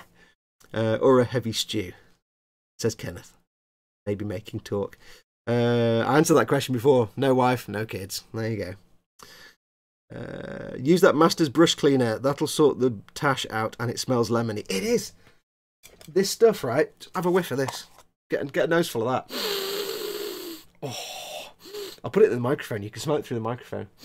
Oh, that is it. Just, it's the nicest smelling modelling product I've ever come across. It does its job. It's brilliant, and it smells edible. I really have to stop myself eating it. Sprue goo would probably work as a beard shaper. Yeah, actually, oddly enough, if you watch one of the Bob Symes videos, a guy actually makes a model of Bob Symes, converts a figure into Bob Symes by making him a beard out of sprue goo. 6-part Paul Stewart. The cartoons are great. Thank you very much, Lord Barkley III. To me. It's the feedback we get from you guys that inspires us. Ted, yeah, because Ted does the same thing as me, don't forget. Ted's in the same boat. He does the same kind of thing, and it's you guys that keep us going. If we did these videos and you guys were all like, you guys are rubbish, we don't get anything from it, if we wouldn't do it. But it's because people tell us. The thing I love getting the most is the email or the comment where somebody says, this is my first ever model build, and I really want to thank you because you've shown me everything I needed to know, and you've taught me how to do it, and this is how I've done it. And it's like, I've kind of encouraged that little bit of passion into someone. And then they're going to go off and they're going to start learning other things from everywhere else, and they're going to start getting into something that becomes their passion. And I just feel good that I've helped them sort of find that little bit of creativity. Because the thing I've realised in later life, and I'm 46 now this year, as I've got older, I've realised that like 99% of the human race don't do anything creative. They just get up, go to work, come home, watch the telly. They watch celebrity bullshit, dancing on ice, jungle, selling, calling, phone-in programs. And they just veg 24 hours a day apart from when they sleep. And that's so sad, because everybody has a creative side that they just don't know is there. And if I can help somebody tease that out of someone and get them in tune with it. I don't want to big myself up like I'm the big inspiration. I'm not. I'm just some bloke what paints models. But if I can convince someone to try something because it might be something they enjoy, and they go off and do that, then I feel like that's vindicated. That's me. That's all I want for me.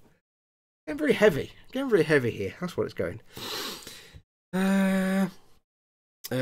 Is it bad that I just grabbed my master's brush cleaner and smelled it too? Absolutely not, because if you've got some of this stuff, it's like go and hug your dog. Go and smell your master's brush cleaner. Go and do it now. Go and do it. Oh. I don't know exactly what it reminds me of lemony wise. It reminds me of something specific and I can't place it. I don't really like lemons. I know it smells of lemons, but there's a specific lemon smell it reminds me of, but I can't place it. The only thing that comes maybe close to that is the old Pledge Floor Care Finish 2 times more shine. That smells like strawberry daiquiri. So that's kind of close. Kind of close.